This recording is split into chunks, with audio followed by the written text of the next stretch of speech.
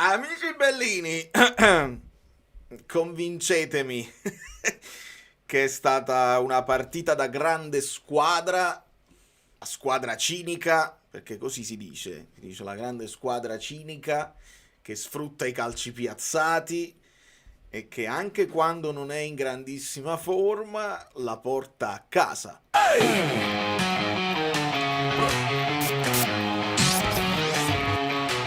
Amici bellini, la strada è sincera, si lotta col cuore, non solo stasera. L'amicizia ci guida, la voce si sente, pazienza e supporto, la fiamma ardente.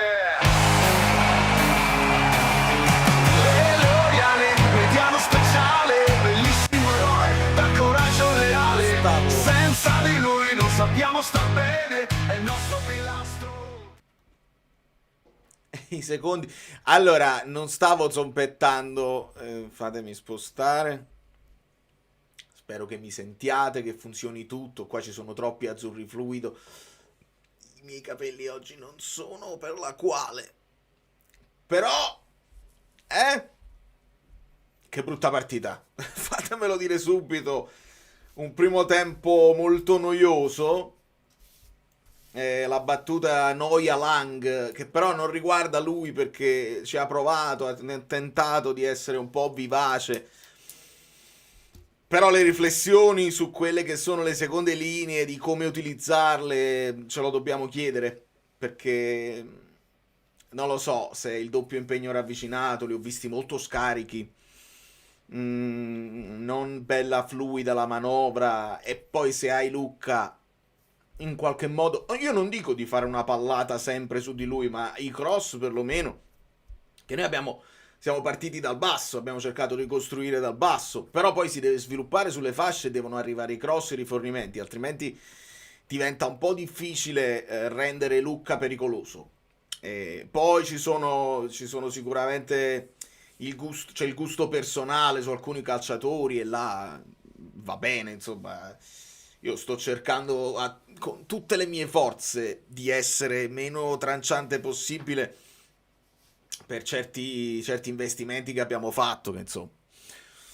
Allora, speriamo che mi sentiate, che tutto sia tecnicamente giusto. Domani la reaction e tutte le cose.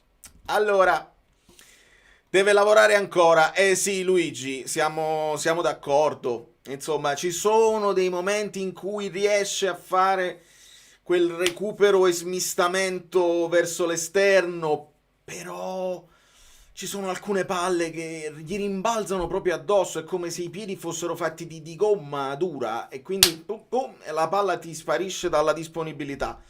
C'è stata quella situazione in cui Politano, non era proprio un passaggio, probabilmente Politano stava tirando, cercando di tirare in porta, però la palla proprio gli rimbalza e non risulta efficace. Però parliamo di Napoli-Inter. Cioè, questa potrebbe essere una live di recupero per parlare delle belle cose viste in Napoli-Inter. Oppure no, di parlare delle problematiche, dei margini di miglioramento, chiamiamoli margini di miglioramento di una squadra che deve far meglio e che è fragilissima e che cadiamo a pezzi perché si può discutere sull'utilizzo di alcuni giocatori come turnover sicuramente, però teniamo presente che McTominay ha avuto un risentimento al flessore durante la partita con l'Inter, questo l'abbiamo scoperto grazie a Bordo Cam. E quindi lì è giusto non rischiarlo ed è giusto mettere dentro Elmas e cercare di fare qualcosa di simile, però senza quei giocatori là. Buongiorno invece lo rischi e speriamo bene. Lang anche se è fatto male, si è toccato Juan Jesus, insomma rischiamo veramente brutto, eh. Ormai siamo abituati all'ostilità dei commentatori da Zone. Pardo l'unico che urla allo stesso modo, qualunque sia la squadra. Stasera Gilmour e Di Lorenzo hanno sbagliato tutto quello che potevano sbagliare. Davide, su Gilmour pure io ho una... Mi sentirete domani in reaction dire delle cose specifiche su Gilmour perché mi piace, ce l'ha la sventagliata, il lungo ce l'ha. Benvenuto Luigi no, Luigi Attardi era già con noi. Il problema è il breve. E io ho parlato di metronomo per quanto riguarda Gilmour, perché non dà un ritmo alla manovra che è quello che dava Lobotka. E quando a Lobotka gli si dice qualcuno che vuole dire fa solo il gioco corto, come lo fa però quel gioco corto? Con quale tempi e con quali efficacia? Lo rende lui semplice quel gioco corto, ma non è facile e lo vediamo con Gilmour. Quindi lì, insomma, non è all'altezza. Purtroppo il paragone con Lobotka è impietoso. È impietoso. Deve stringere i denti perché anche Lobotka è fuori. Però lì il paragone è un po' impietoso. Stiamo pure a Muro ospedale. Parole di Marelli sul rigore nei vocali, devi ascoltarle assolutamente e li ascolteremo sicuramente. Fabio, voglio prendere prima un po' di messaggi. Per me il rigore c'è. E lo sapete, poi si può discutere perché giustamente dove la mette la mano. Il discorso, ne facciamo sempre un discorso di linguaggio. Che significa in maniera innaturale? È naturale saltare con le braccia così? Non è naturale, quella non è naturale. Tu stai saltando e le braccia ce l'hai vicine. Poi se è così che la prendi, è un altro paio di maniche. Glitchy glitchy. Vabbè, bravo, bravo. Accetto la polemica, accetto il sarcasmo. Non mi fa piacere, nel senso che avrei voluto, per il bene del Napoli, parlare di una squadra che con il 4-3-3 senza De Bruyne va a fila liscia come l'olio e siamo più belli dell'anno scorso. Io temo che la sentiremo la mancanza di De Bruyne, che faceva tutto un lavoro non sempre visibile anche di posizionamento, perché dai una mano al regista, trovi delle linee di passaggio, faceva anche un lavoro senza palla. Quindi per quanto riguarda De Bruyne io sono molto addolorato e ne ho sentite di ogni per quelli che per giustificare quello che dicevano su McTominay, che anche era falso, perché McTominay stava soffrendo, ma la sua fase difensiva, non la presenza di De Bruyne in fase di costruzione. McTominay doveva andare e sempre là andava. Era la fase difensiva che poi devi fare più campo e devi trovarti a fare l'esterno sinistro. Quello è un altro paio di mani. Però chi ha detto che senza De Bruyne il Napoli va meglio è fuori strada per quanto mi riguarda. Ringrazio anche Tommino. 7 minuti di recupero, volevano far segnare per forza. Mi sono fatto la stessa domanda, onestamente. Poi non lo so se facciamo un calcolo di quello che è stato il controllo VAR, che è stato abbastanza lungo. Però io lo sapevo, cioè lo potevate dare subito perché ce lo aspettavamo. Chi di noi non si aspettava un arbitraggio coerente con quello che è stato il racconto di questa settimana? Se lo aspettavamo tutti, onestamente. Quando ho visto i 7, ho detto 7 minuti, niente di meno, 7 minuti. È sembrato un po'. Vabbè, tutto è bene quello che finisce bene. La palla va verso la figura, questi sono disonesti, infatti sentirai anche a me nel vocale, più JJ non sposta il braccio. È vero, non sposta il braccio, cerca di ritrarlo, questo è vero, però la palla per me non è in figura. Sotto questo punto di vista noi dobbiamo essere precisissimi proprio per la prossima volta o per giustificare quello che abbiamo detto prima, o non quello che abbiamo detto ma quello che ci hanno detto loro. Se era in figura Dumfries il braccio così, era in figura Buongiorno, e se ne è parlato pochissimo del gomito di Buongiorno perché hanno mostrato il replay sbagliato. Questo per quanto riguarda la figura. Il colpo di testa che va verso la porta, Juan Jesus è leggermente laterale, quindi per me quello non è in figura. Io voglio essere preciso, questa è la tua idea, per me non è così. E ripeto, se questo è la discriminante, cioè stare in figura, non mi dovevi dare quello di Buongiorno e non dovevano fare quel discorso su Dumfries, e questo qua si può anche dare perché è un tiro che va verso la porta e tu, volontario o involontario, se devi una palla che sta andando verso la porta con la mano, devi considerarlo punibile. Per me questo qua non è uno scandalo, ci potevano stare altre cose. ci potevano stare dei gialli che non ci sono stati, Oliveira ha rischiato la caviglia e altre cose, e altre cose. Adesso vediamo la gogna mediatica sul rigore inesistente del Lecce. No, ce l'hanno dato, che volimmo avere gogna mediatica, più di questo che dovevo fare. Tornato il Napoli che fa i Tosang per sbloccare le partite. Partita brutta come quella di maggio scorso. Mi porto a casa il clean sheet. È vero! Che è Santo Milinkovic Savic che comunque ci ha messo le manone. Posso dire che mi è dispiaciuto un po' per Camarda. Tutto quell'accanimento anche sulle inquadrature. Il ragazzo è giovanissimo. È chiaro che quel rigore pesava. Non tutti sono dei predestinati che non sentono la pressione nella giovane età. L'ha sentita. Il portiere di grande esperienza gliel'ha tolta e si è sentito anche sicuramente responsabile poi della sconfitta. Quell'accanimento con le inquadrature non mi è sembrato carino nei confronti di Camarda, perché si vedeva che il ragazzo stava male e ci ricameranno sopra, non è stato bello. Dispiace per Lang, che peccato per lui. Eh sì, anche là ha sentito qualcosa su quella scivolata, quindi sulla fase difensiva. Conte gli ha chiesto: ma che ti hai fatto? Perché lui spiegava roba sulla coscia. Speriamo che non sia niente di grave. Non parliamo però di strappi, probabilmente a botta la caduta. Non credo che sia una cosa grave. Ma per uscire dallo schermo di YouTube, da quanti anni bisogna essere... Che significa per uscire dallo schermo di YouTube, amico mio? Ah, io credo sia random. Ho capito quello che dici. Cioè, mettono varie emoticon degli abbonati nella schermata della home. Penso ti riferisci a questo. Credo che li metta random, amico mio. Non è una questione di longevità. Penso che li metta random. Credo. Comeback Napoli versione 24-25 sarà così fino alla fine della stagione? Non credo, perché così ti va bene una volta con Beriscia che non prende la porta e con un Lecce che insomma ha dimostrato molti limiti onestamente anche nella manovra, e hai indovinato tu quel calcio piazzato e l'hai vinta un po' di fisicità. Non siamo abituati a tutto questo. Se continuiamo così, secondo me non andiamo bene. Dobbiamo ritornare a un calcio un pochino più veloce. Posso dire che con Lucca non giochiamo granché e di sicuro senza KDB non è che facciamo gol a grappoli. Dove penso che lo puoi dire e ti ringrazio sempre.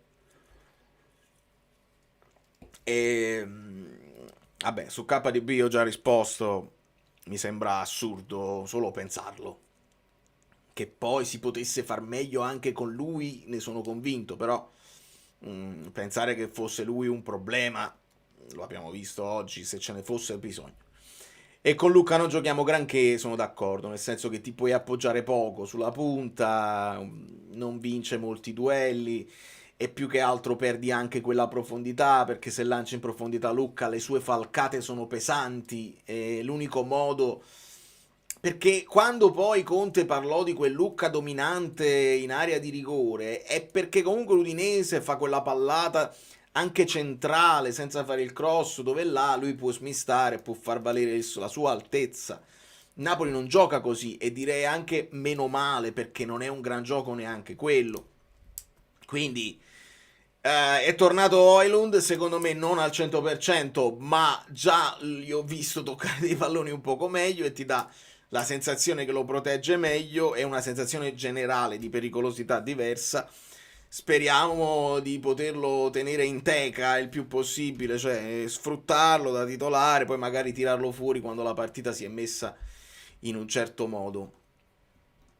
Quando mai abbiamo fatto gol a grappoli? Guarda, non l'anno scorso, ma quest'anno stiamo segnando di più, perché io non ricordo adesso i gol fatti nell'anno scorso, ma siamo a penso 19 adesso, perché me l'ero scritto. No, gol fatti 15, quindi siamo a 16 gol in 9 partite, la media più o meno di 2 gol a partita.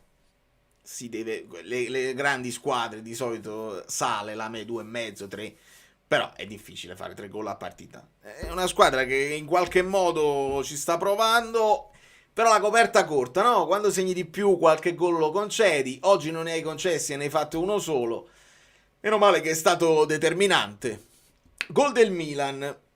Datemi anche qualche aggiornamento sulla partita del Milan perché insomma si sta là, stiamo tutte là. E quindi segna Ricci.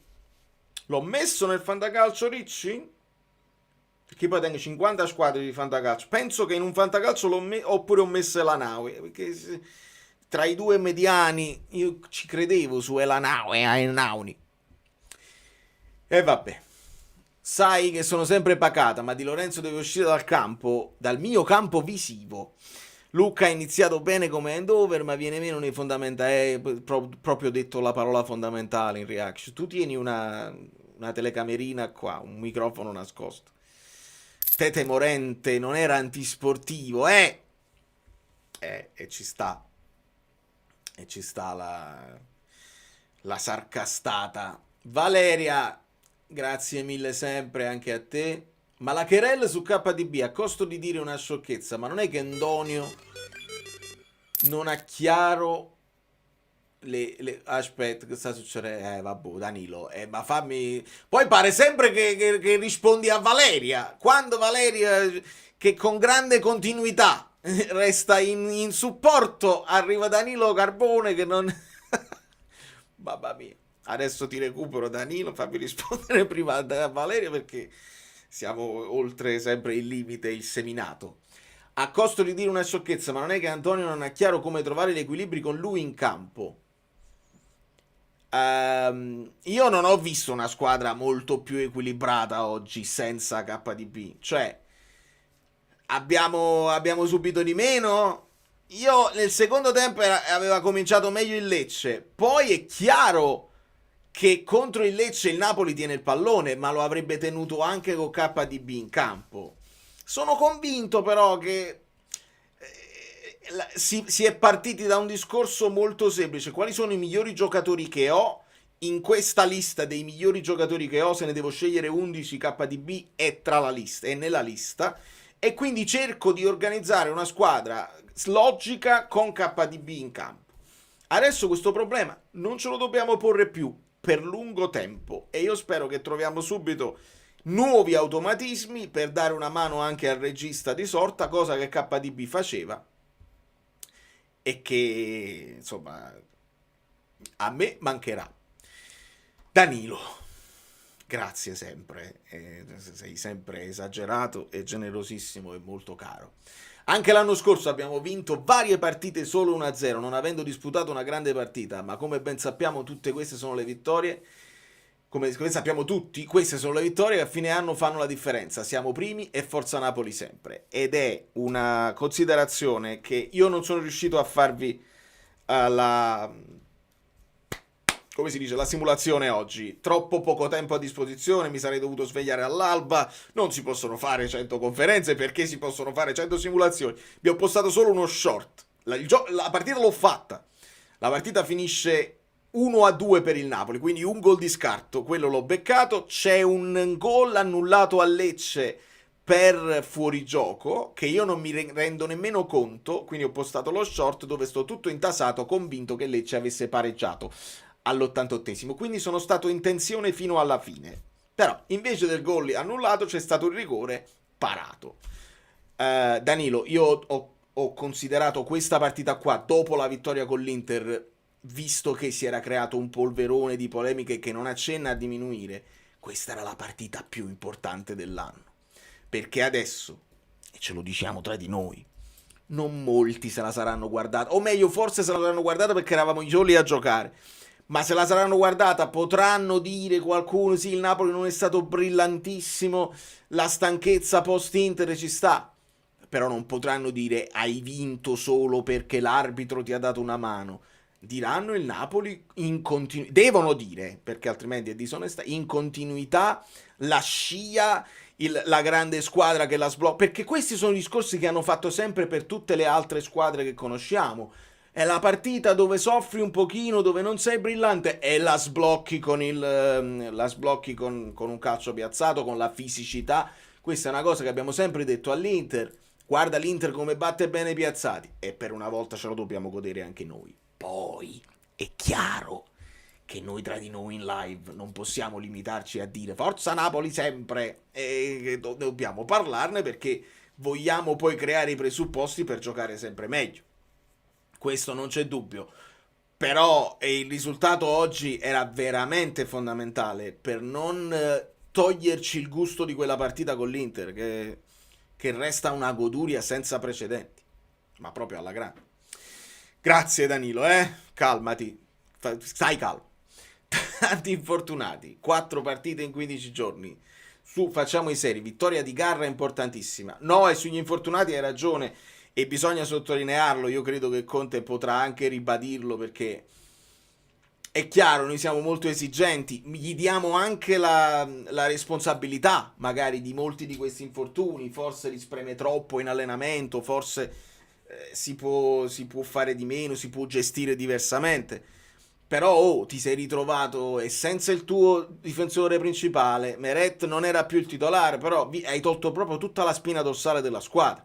Non hai Lukaku, non hai Lobotka, non hai Rachmani e si è sempre detto che quella linea centrale è l'ossatura della squadra dove poi intorno ci devi creare tutti i presupposti. E Lukaku lo sostituisci con Højlund e non hai avuto manco Højlund e Lobotka lo devi continuare a farne a meno. Rachmani ritornerà, l'abbiamo visto in panchina. Se a questo ci aggiungi anche De Bruyne, ci aggiungi le altre piccole acciaccature, e levi McTominay, e levi quell'altro ancora, e Buongiorno non sta ancora al 100%, e Di Lorenzo sta in una fase che sta... È chiaro che se riesci a portare avanti almeno il risultato, non con una grande prestazione, non volevate nemmeno soffrire. Certo. Che bella sensazione assistere all'obbligo di vincere dalle parti... Questa è bella, sì, caro Luigi, perché qua, giocando tu prima, adesso ti metti là in poltrona e te la puoi guardare, e adesso un po' di pressione la dai agli altri, altrimenti allunghi. Il Milan ha cominciato bene perché ha approcciato bene. Vediamo però, Juric, dai, dimostraci che meriti quella piazza. Dai, Juric. L'Arsenal ha segnato 9 dei suoi 16 gol in campionato su palla inattiva, squadra primissima in Premier e idem in Champions, insieme alle altre a punteggio pieno, vanno vinte soprattutto così.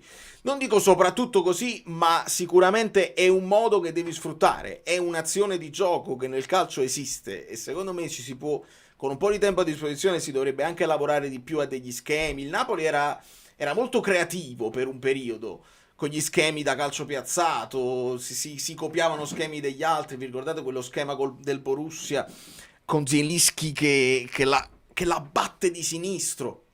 Su questo secondo me si può lavorare, e anche i calci d'angolo, alziamolo sto pallone, c'è Lucca in mezzo. Anche le parole di Conte, grazie Fabio. Adesso recuperiamo tutto, prendo altri messaggi. Vale Milinkovic e Anghissà contro Alfanta. Marione, mi dispiace, ma siamo contenti, nel senso che io alla scorsa partita avevo McTominay e Anghissà contro, l'ho persa col sorriso e andiamo avanti così. Questo è anche per questo faccio più di un fantacalcio, in modo tale che da qualche parte qualche soddisfazione me la prendo. Ti devo uscire dal cervello, lo so, ma infatti sì. Non per difendere sempre, si può mettere un grosso... ma è questo, quando domani vedrai la reaction è come se avessi messo io una telecamera poi a casa tua e avessi fatto il doppiaggio, te ne renderai conto. È una schifezza. Come funzionano bene Spina e Gutierrez? Mi è piaciuto l'ingresso di Gutierrez, qualcuno altro l'aveva scritto, un buon impatto con la partita. E la domanda che mi sono fatta quando entra Gutierrez, chi è il più offensivo? Perché Gutierrez è considerato un terzino offensivo, però va Spina più avanti e secondo me ha anche senso, perché poi Spina c'ha il doppio piede, in fase offensiva può rientrare e tirare, cosa che lui sa fare molto bene, può fare dei cross anche col sinistro, e tieni il terzino col piede giusto dietro, secondo me ha molto senso. Mi è piaciuto come è entrato Gutierrez. come ha detto Del Genio, io 2 domande me le farei su tutti gli infortuni, ce le facciamo ed è giusto farsele e non sappiamo quale è poi la risposta. E so che però, onestamente, cioè, quando poi l'allenatore è credibile, le domande uno se le fa, si aspetta più tempo. Quando l'allenatore non era credibile, Garcia subito, ma nel giro di 2 settimane, Rongoni, sei la rovina di questa squadra, e si attaccava un personaggio, un preparatore atletico a prescindere, con la convinzione che fosse tutta colpa sua. C'è una componente di sfortuna, c'è la possibilità che qualche cosa si può cambiare in sistemi di allenamento che hanno funzionato per anni e magari non funzionano con certi giocatori. C'è lo storico degli infortuni, ci sono alcuni giocatori che sono più propensi all'infortunio. C'è un'altra cosa che dobbiamo tenere presente: l'età media del Napoli è comunque molto alta, quindi è naturale che magari una squadra che fa la stessa preparazione, calpesta le stesse zolle con la stessa frequenza, però sono più giovani, è capace che si fanno male di meno. C'è una componente di casualità che non possiamo ignorare. 2 domande facciamocele, ma io la risposta non ce l'ho. Onestamente non ce l'ho. Perché, che ti posso dire, quando De Bruyne si fa male tirando un rigore è perché stava in super affaticamento, oppure perché è capitato il modo in cui l'ha presa, il fatto che lui c'ha la cicatrice là e quindi c'aveva anche un pregresso, capita e basta. Lukaku si è fatto male più o meno allo stesso modo tirando, ma era inizio preparazione, quindi non è che aveva un affaticamento di tutte le partite giocate da titolare. Secondo me una componente di sfortuna in questo caso c'è, però non possiamo solamente dire sfortuna, ci sarà anche dell'altro. Parliamo veramente di sfortuni dove 20 e passa infortuni muscolari. 20 e passa infortuni muscolari non è vero, perché io li ho contati tutti gli infortuni. Quando Meret si frattura il piede non è un infortunio muscolare. Puoi rifarmi, se mi vuoi rifare l'elenco degli infortuni muscolari, parliamone, ma non credo che, penso che 20 e passa sono gli infortuni generali totali. Poi qualcuno capita in nazionale, vogliamo avere comunque noi la responsabilità di quello, può essere per il sovraccarico, ma poi vai da un'altra parte, cambi preparazione. Secondo me dobbiamo lasciare aperte tutte le possibilità. Non sto dicendo che siamo solo sfortunati, ma non ti posso dire è colpa del nutrizionista, è colpa di Conte, è colpa del preparatore, perché non ne ho idea. Io ti posso dire se stavano giocando con la difesa a 3. Su questo mi prendo la responsabilità. Sugli infortuni veramente non so che dirti. Cosa ne pensi di Spalletti da quelli là, a prescindere dal fatto che vorrei che facessero la fine nostra dell'anno del 10° posto? Sai che, Angela, un esonero così veloce mi dà un po' l'impressione non solo di quella stagione là, ma anche un po' della stagione che ha fatto il Milan l'anno scorso. Spalletti da quelli là, vediamo, aspettiamo l'ufficialità.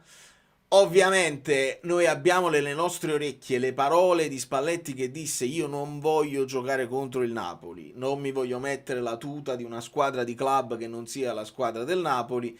Lo disse nel periodo quando portava ancora i nostri colori, lo ribadì da Fabio Fazio, e l'impressione, risentendo le sue parole, era: non lo faccio a breve termine, poi magari in un futuro può capitare. È chiaro che non fa piacere, perché dava l'impressione di voler chiudere con i club e di fare le sue esperienze in nazionale, che era prevedibile. Poi anche quella non è andata bene, magari tu non vuoi chiudere con un retrogusto amaro e ti vuoi togliere ancora qualche sfizio, e che se ti offrono la panchina della Juve, onestamente come fai a non andare? Non fa piacerissimo, ma nemmeno mi sconvolge, nemmeno mi sento di dire il tradito. Cioè, l'ho già vissute con Sarri quelle esperienze là, dopodiché siamo passati noi dall'altra parte, ci andiamo a prendere Conte, ci andiamo a prendere Manna. Non la vivo più con grande passione, con grande foga. Va là, vabbè, vi ripigliate pure a Giuntoli, perché quella poteva essere la coppia che mi dava fastidio, entrambi che lasciano il Napoli per andare direttamente là. Non è andata così, c'è stato un macello per lo mezzo tra Thiago Motta tra adesso Tudor, così. Uno doveva cadere tra Kivu e Tudor, è caduto Tudor, vediamo Kivu che fine fa. Nel frattempo invece Allegri mi sembra essere un pochino più credibile. Fece più male Sarri, sì, sì, sono convinto, perché lui fece proprio il capopopolo concettualmente, proprio a livello filosofico, diverso. Si fece il giro largo per il Chelsea. Non lo so. Allora, secondo me per la dinamica che si è creata col VAR e terno arbitrale è come se ogni episodio molto sospetto, se segnalato da VAR o arbitri, che sia... Ah, viene assegnato. Di solito è così, penso il 90% delle volte è così. È raro vedere che ti chiamano al VAR, tu lo rivedi e mantieni la tua decisione. Purtroppo è sì, sono esausto. Con tutte queste polemiche sono veramente esausto. Alessandro, il primo allenatore della Juve col tatuaggio del Napoli. E anche questo è un tema, se vogliamo. Mi pare che Manna abbia un tatuaggio juventino addosso. Però Manna, giustamente, dietro le quinte non glielo vediamo, non ce ne frega nemmeno più di tanto.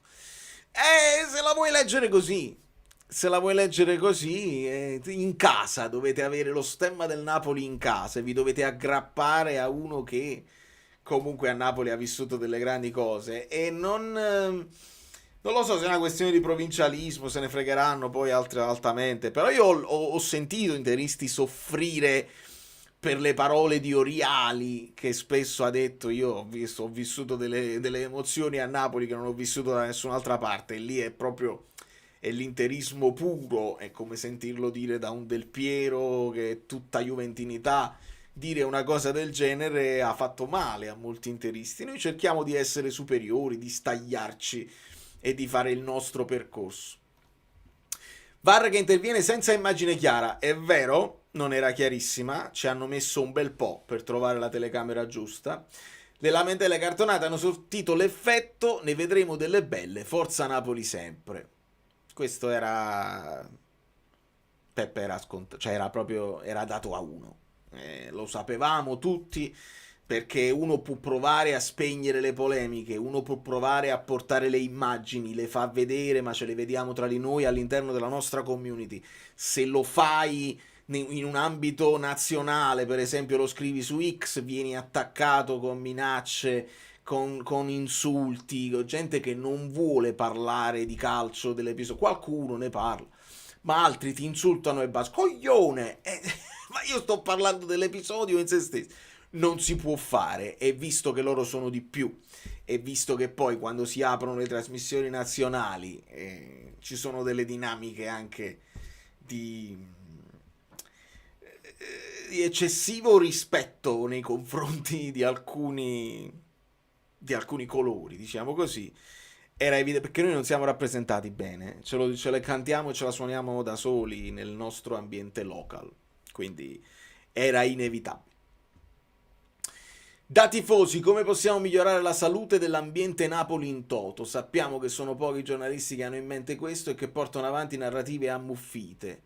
Amico mio, bella domanda, non lo so, io sto provando nel mio piccolo a portare avanti semplicemente un racconto quotidiano, quello che vedo, quello che credo, quello racconto senza avere un secondo fine di far piacere a un procuratore, di far piacere alla società, di far piacere ai giocatori.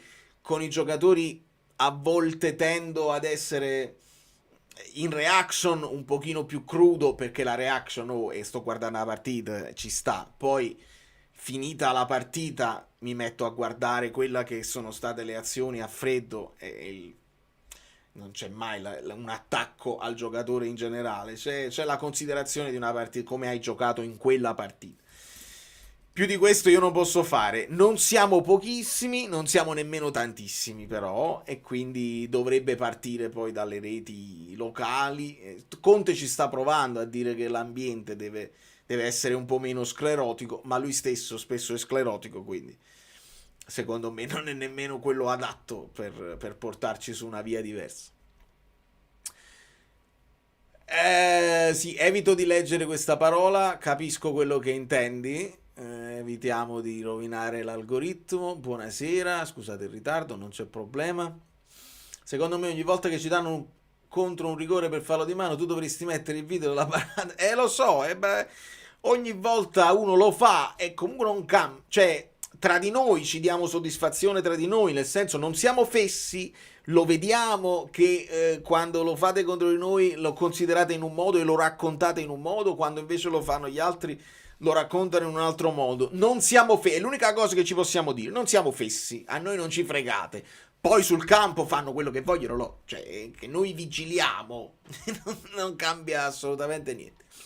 Il Milan soffre, mi dice Francesco, è vero perché caspita, vedo un attack momentum importante dell'Atalanta. Gol mangiato da Anor. Comunque banalmente con Kevin hai perso il tuo miglior rigorista degli ultimi 10 anni, già solo quello era un pius.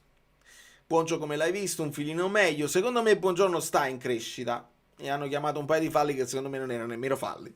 Quindi ritorniamo al discorso della valutazione complessiva di un calciatore, quella l'ha fatta sulle statistiche, e se ti chiamano un fallo che non è fallo ti mettono un minus, un minus.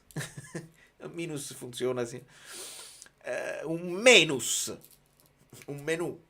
Però poi alla fine non era vero, quindi secondo me è in crescita. È solo una questione di la paura di che se fa una partita in più del dovuto si spacca di nuovo. È l'unica cosa di cui abbiamo paura. Per il resto, centrale difensivo le deve fare tutte finché non arriva una squalifica. Cioè, i centrali titolari sono quelli. Poi in ogni partita, magari c'è una partita dove sei in vantaggio di 2 gol, gli risparmi 20 minuti. Non credo che si possa fare il discorso, vabbè, col Pisa, con il Lecce, con il... No, su tutte squadre sono tutte... ci servono i migliori giocatori. Cioè, il turnover perché la squadra è più scarsa non è accettabile. Il turnover in campo o il turnover anche preventivo per la formazione iniziale si fa perché ti rendi conto che non li vuoi distruggere e sovraccaricare, perché già abbiamo questo problema. Non è mai perché la squadra è scarsa. Se non gioca contro il Pisa, se non gioca contro la Cremonese, quando gioca a Cremonese ci fa un mazzo tant se metti un giocatore che è più scarso di quello, perché poi cambiano tutti gli equilibri della squadra. Questo è. Allora, il rigore è sembrato chiaramente una compensazione di qualche tipo, comunque un effetto di quanto fatto da Marotta. Io ripeto, per beneficio di chi si sta collegando adesso, per me questo rigore qua non è scandaloso, ma nel dubbio ero convinto, cioè può essere un rigore dubbio, può essere un rigore grigio, nel dubbio ero convintissimo che ce l'avrebbero dato contro. Non mi potete cambiare idea, perché su quello si era, prima dell'inizio della partita sapevamo tutti noi qualche cosa ce la fanno, qualche cosa ce la fanno, e perché devono far vedere che non è un avvantaggiare il Napoli in continuazione, ma vedi, anche col Napoli facciamo così. Non c'era dubbio, perché troppo se ne è parlato e troppo così. Quando poi fai anche la ref cam, fai la bordo cam il giorno della partita, troppe cose si sono accumulate e c'era ancora più il friccicore delle polemiche di Napoli-Inter che non l'attesa di questa partita qua. Sono contento che siamo in parecchi live, perché questa partita molti non sapevano nemmeno che si stesse giocando. Lasciate un like. Il rigore per me c'era, vedi, perché è grigio. Marelli diceva che c'era il rigore, ma ogni volta sembra che cambiano interpretazione in base ai colori. Allora fatemi capire una cosa, se io mi sposto, vedo se riesco a prendere quel vocale che mi diceva il buon Fabio. Il buon Fabio è quello là di Gaboman, no, Fablo Versatile. Fammi vedere se lo riesco a trovare. Ci sono parecchi vocali. Ciao Valerio, buonasera amici bellini. Questo è un messaggio tuo, fammi vedere se scendo, se lo trovo. se l'avesse o meno toccato con il braccio. Luca, ci racconti la dinamica di come si è arrivati poi a concederlo questo rigore? Ciao. Buonasera, ben trovati. Effettivamente era un episodio molto complesso, non tanto per la dinamica ma proprio per trovare le immagini corrette. Noi abbiamo visto tutti i replay assieme ai telespettatori e francamente si faceva molta fatica a capire se ci fosse stato o meno il tocco di braccio. Chiaramente il braccio sinistro era fuori figura, ma ci è voluto gli ultimi replay che sono stati mostrati in particolare dal VAR per notare che c'è stato un tocco con la mano sinistra da parte di Juan Jesus, la mano sinistra il braccio lo sposta verso dietro, no verso il pallone. Sei disonesto. E Fabio ad aumentare il volume aumentare che cosa? Che tocchi di mano devono essere puniti al di là della volontarietà, che è diventata una fattispecie specifica, ma non è più necessaria solamente nel caso in cui amplino o siano in una posizione naturale. In questa circostanza, come vedete, il braccio è allungato verso Fabio, come faccio a capire che stai dicendo cosa? E questa immagine si vede bene che aumenta il volume corporeo e pertanto e nella figura se togli il braccio va sul petto. Marelli, non sono d'accordo, Fabio, non sono d'accordo con te. Il pallone andava da una parte, Juan Jesus è di lato alla traiettoria del pallone, non sono d'accordo.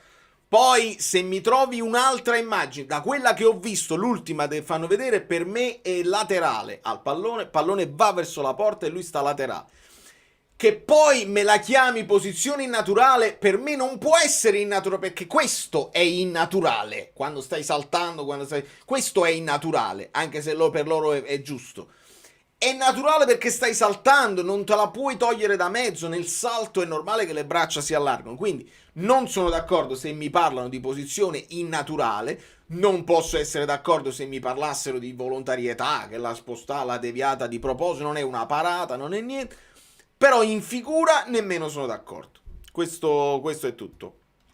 Andiamo a recuperare tutti i vocali e anche qualche messaggio. Il rigore può esserci, ma non è un errore da VAR, non si vede nemmeno con le telecamere se la tocca o no, non è un evidente errore, c'è proprio un'incoerenza di protocollo. E qua sono d'accordo, cioè se non è così chiaro, nemmeno dopo aver visto più volte al VAR, perché c'è voluto l'ira di Dio per vederlo, allora probabilmente là ti dovresti affidare a quello che si è visto dal campo. Non lo so se la questione di un fallo di mano è diversa da un fallo, da uno step on foot, da un fallo proprio di gioco, perché tu dici magari all'arbitro è sfuggito il fallo di mano ed è un tocco talmente minimo, non devo valutare l'intensità di un fallo, perché loro ci hanno raccontato che l'intensità non si può valutare, e poi Rocchi invece quando va a parlare parla anche dell'intensità.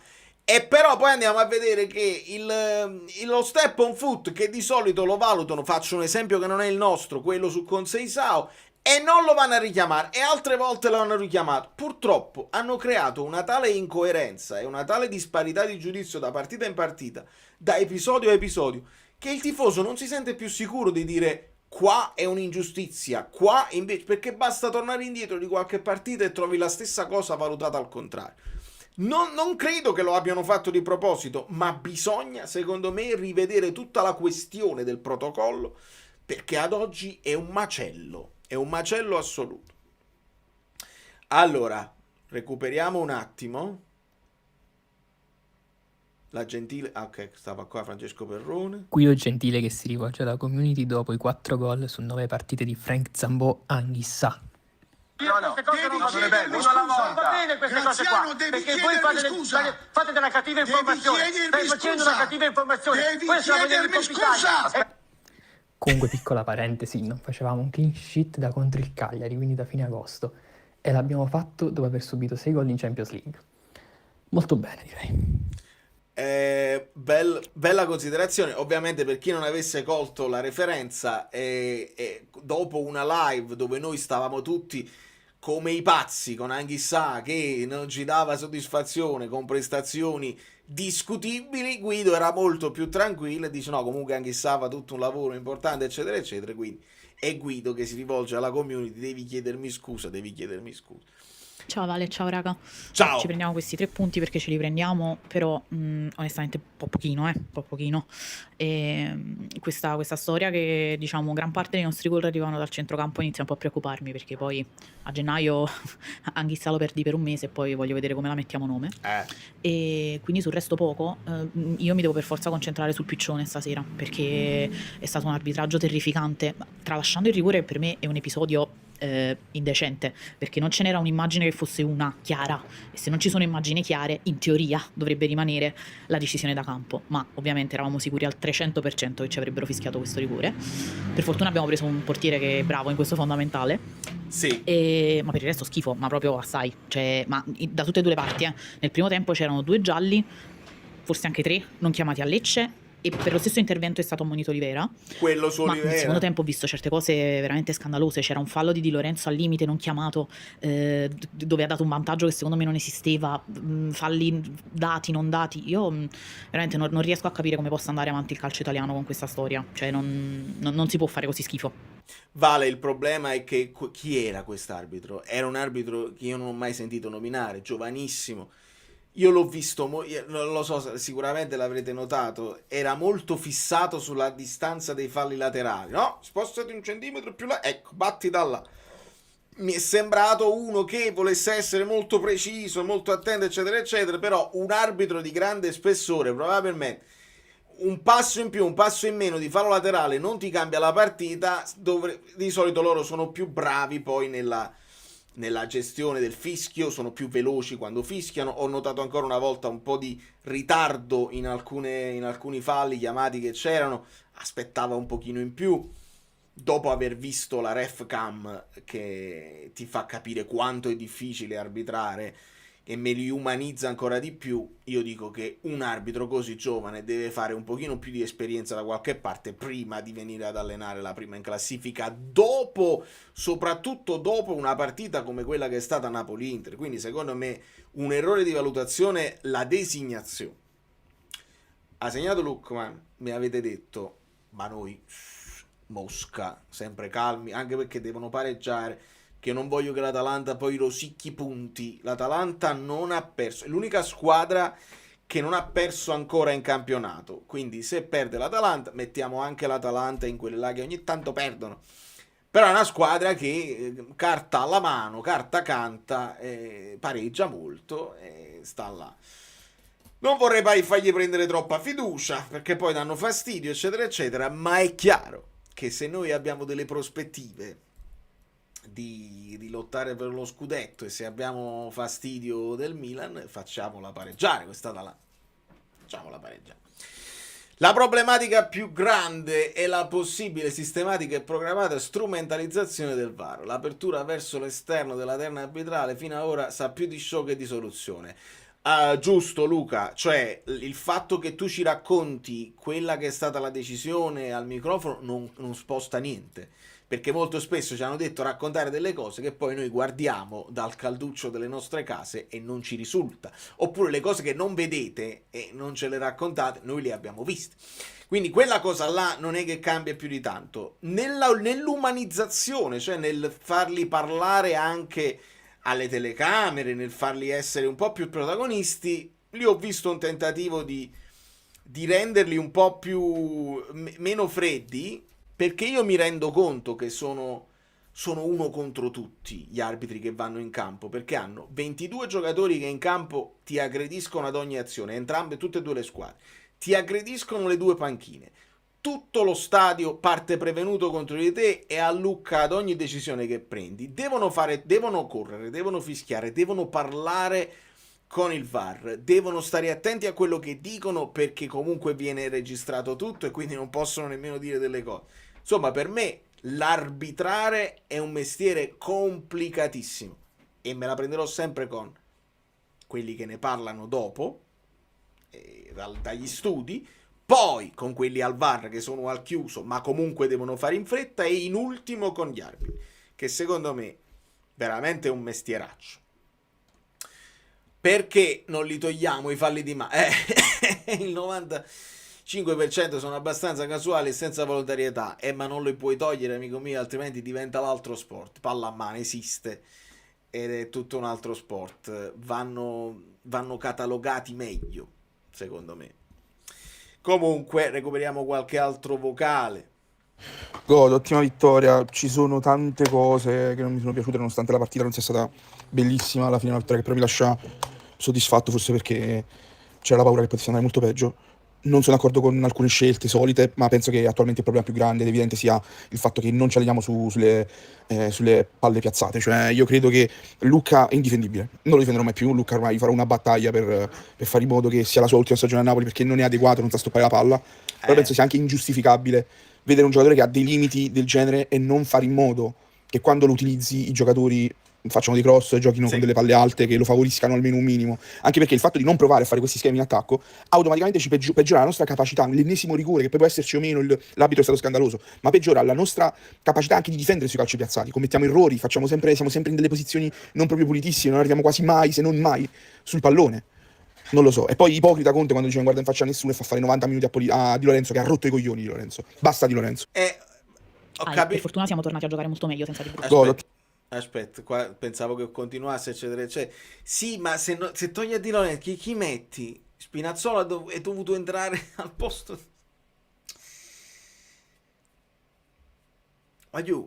Mazzocchi in campo? No, capiamoci, perché poi metti Mazzocchi in campo, Mazzocchi scivola su una buccia di banana, non si riprende più. Conte ha messo Mazzocchi titolare al Wada Di Lorenzo. Come si fa? Purtroppo non hai... Se tu dici Olivera, Spinazzola, Gutierrez, li puoi alternare e nessuno si sente, dice, oh, e che mis? E perché hai messo questo? Lo stesso utilizzo di Olivera, e là è una questione di gusti, io ti dico, preferisco sempre un altro, ma vabbè. Con Di Lorenzo non si può fare questo discorso, perché non l'abbiamo preso il vice Di Lorenzo, lo dovevamo prendere, non l'abbiamo preso. Mazzocchi non è ritenibile purtroppo, mi dispiace, ma tutte le volte che poi è stato messo è stata una croce nera, proprio tecnicamente. Di Lorenzo fa tutto un lavoro che comunque non puoi discantuare. È difficile, voglio. Per fortuna siamo tornati a giocare molto meglio senza Di Bruyne, siamo tutti d'accordo su questo. Ah già, la polemica. Piccolo plauso però a Conte quando ha incitato Elmas sulla serpentina che ha fatto con il tiro, che anche se è andato fuori mi piace che lui l'abbia applaudito, gli abbia detto bravo Elif, devi fare così. Il bravo, è vero, l'ho notato, bravo quando è andato al tiro, è vero. Guaglio, 1 minuto e 32, dovete essere più veloci, se no vi faccio correre con i vocali. Buonasera a tutti ragazzi, buonasera Valerio. Questa è stata la prima vittoria di questa stagione sulle scorie dell'anno scorso, come quella di Empoli. Ce ne sarebbero tante, ma abbiamo saputo soffrire, c'è stata tanta noia.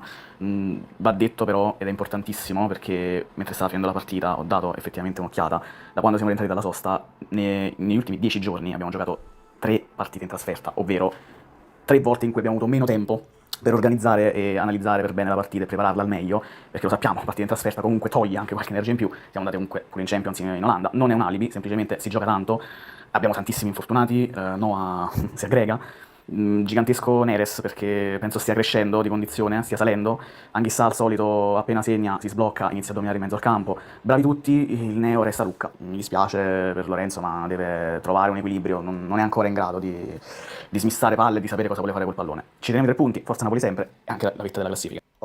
Sono d'accordo, e oltretutto non solo Anghissà, che sembra sempre che poi col gol, quando poi arriva il gol, per me stava giocando bene anche prima, e ha dovuto fare un po' anche il lavoro di De Bruyne, l'avete notato, immagino, che stava un po' più basso, e secondo me è lì che abbiamo fatto soffrire un po' di più la manovra, perché era 4-3-3, perché quando c'hai Lang da una parte, Politano dall'altra, Lucca al centro, sono proprio i tre attaccanti, con a centrocampo Elmas, Gilmour, Anghissà. Però Anghissà veniva un pochino dietro, giustamente, ad aiutare la prima costruzione con Gilmour, un po' come faceva De Bruyne.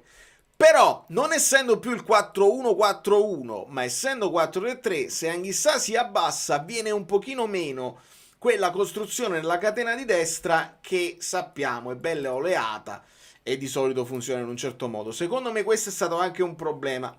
Non voglio dire che il 4-3 è un problema, ovviamente, ma mi spiego un pochino la manovra un pochino più macchinosa. Poi, dopo il gol, ho visto tutto il Napoli giocare un po' meglio. C'è stato un momento in cui abbiamo fatto tanti passaggi di prima e siamo arrivati a cambiare lato con i passaggi di prima, eccetera, eccetera. Secondo me l'hanno sentita la partita, oltre a un po' di stanchezza proprio mentale, perché è stata sicuramente una settimana stressante. Hanno sentito l'importanza di dover fare 3 punti per forza dopo una settimana difficile. Valerio, buonasera amici bellini, volevo solamente aggiornarvi. A proposito, Xardian, vedi come ti hanno detto, se ti vuoi abbonare c'è il link in descrizione per l'abbonamento, poi dopodiché un messaggio privato sui mini social e a fine live ti aggiungo al gruppo degli abbonati. Che prima per alzarmi dalla sedia mi sono infortunato, anche io. No, adesso sarà un problema per Conte mettere gli 11 in campo.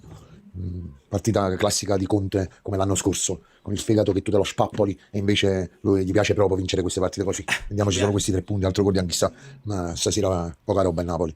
Ma si vede che comunque gli infortuni, la stanchezza ci sta, che gli infortuni stanno incidendo molto. Per farsi male pure Noah Lang, allora non è lui quello che stava secciando gli altri. Vabbè, sono contento però, forza Napoli, altri 3 punti importantissimi, che queste partite vanno andate e ritorno, senza se e senza ma. Voglio capire, bravo che mi hai ricordato quello di Noah Lang, perché anche lì, no? Se Noah Lang è un problema muscolare, già capì, perché non mi è chiaro quello che ha fatto, perché lui chiede il cambio dopo una scivolata che fa, quindi potrebbe essere traumatico, però mi è sembrato, quando Conte gli ha parlato, che lui riferisse a una botta presa prima o qualcosa presa prima che poi si è riacutizzata quando ha fatto quella scivolata. Noah Lang non è stato sovraccaricato perché non ha mai giocato da titolare finora, quindi sono gli allenamenti di Conte che ti portano a stroppiarti appena fai uno sforzo superiore in panchina. Non capita a tutti, ma sta capitando a troppi. Quindi nel racconto della domanda che ci facciamo, ma com'è possibile, eccetera, eccetera, capita da Noah Lang che manca aiutato. Quindi non per riprendere il fattore della sfortuna, ma per riprendere una questione di... Non so che pesci pigliare se mi fate questa domanda qua, perché veramente non ve lo spiego, non c'è una logica. Questa è. Buonasera Valerio, buonasera amici bellini. Partita bruttissima, orrida, abbiamo giocato proprio veramente calcio da oratorio. Si salvano 3 cose: la vittoria, il rigore parato da Vania, così cammino finalmente da Dazon a stare zitto, che dirà sempre che Vania è un parariguri, lo spiazzano sempre, fortunatamente l'ha parato, anche se è un rigore tirato male. E il terzo momento è stato quando finalmente Conte ha sbloccato con Anghissà su quella gestione della palla sbagliata. Ah, grazie Giovanni, perché non capivo, cioè a un certo punto Giovanni l'ha proprio mandato a fanculo uno e non mi ricordavo chi era. Per una volta ho visto la mentalità che vorrei, poi per il resto poco. Devo dire la verità, ce la prendiamo perché il momento è quello che era, la formazione è quella che è e ce la prendiamo, però anche stasera, a parte che la scarsa qualità di Grosso, cioè non riusciamo a mettere un Grosso, becchiamo sempre il terzino o la Spariamin, non ce l'ho. Anche i calci d'angolo battuti malissimo e niente. L'importante è che ce la siamo cavata.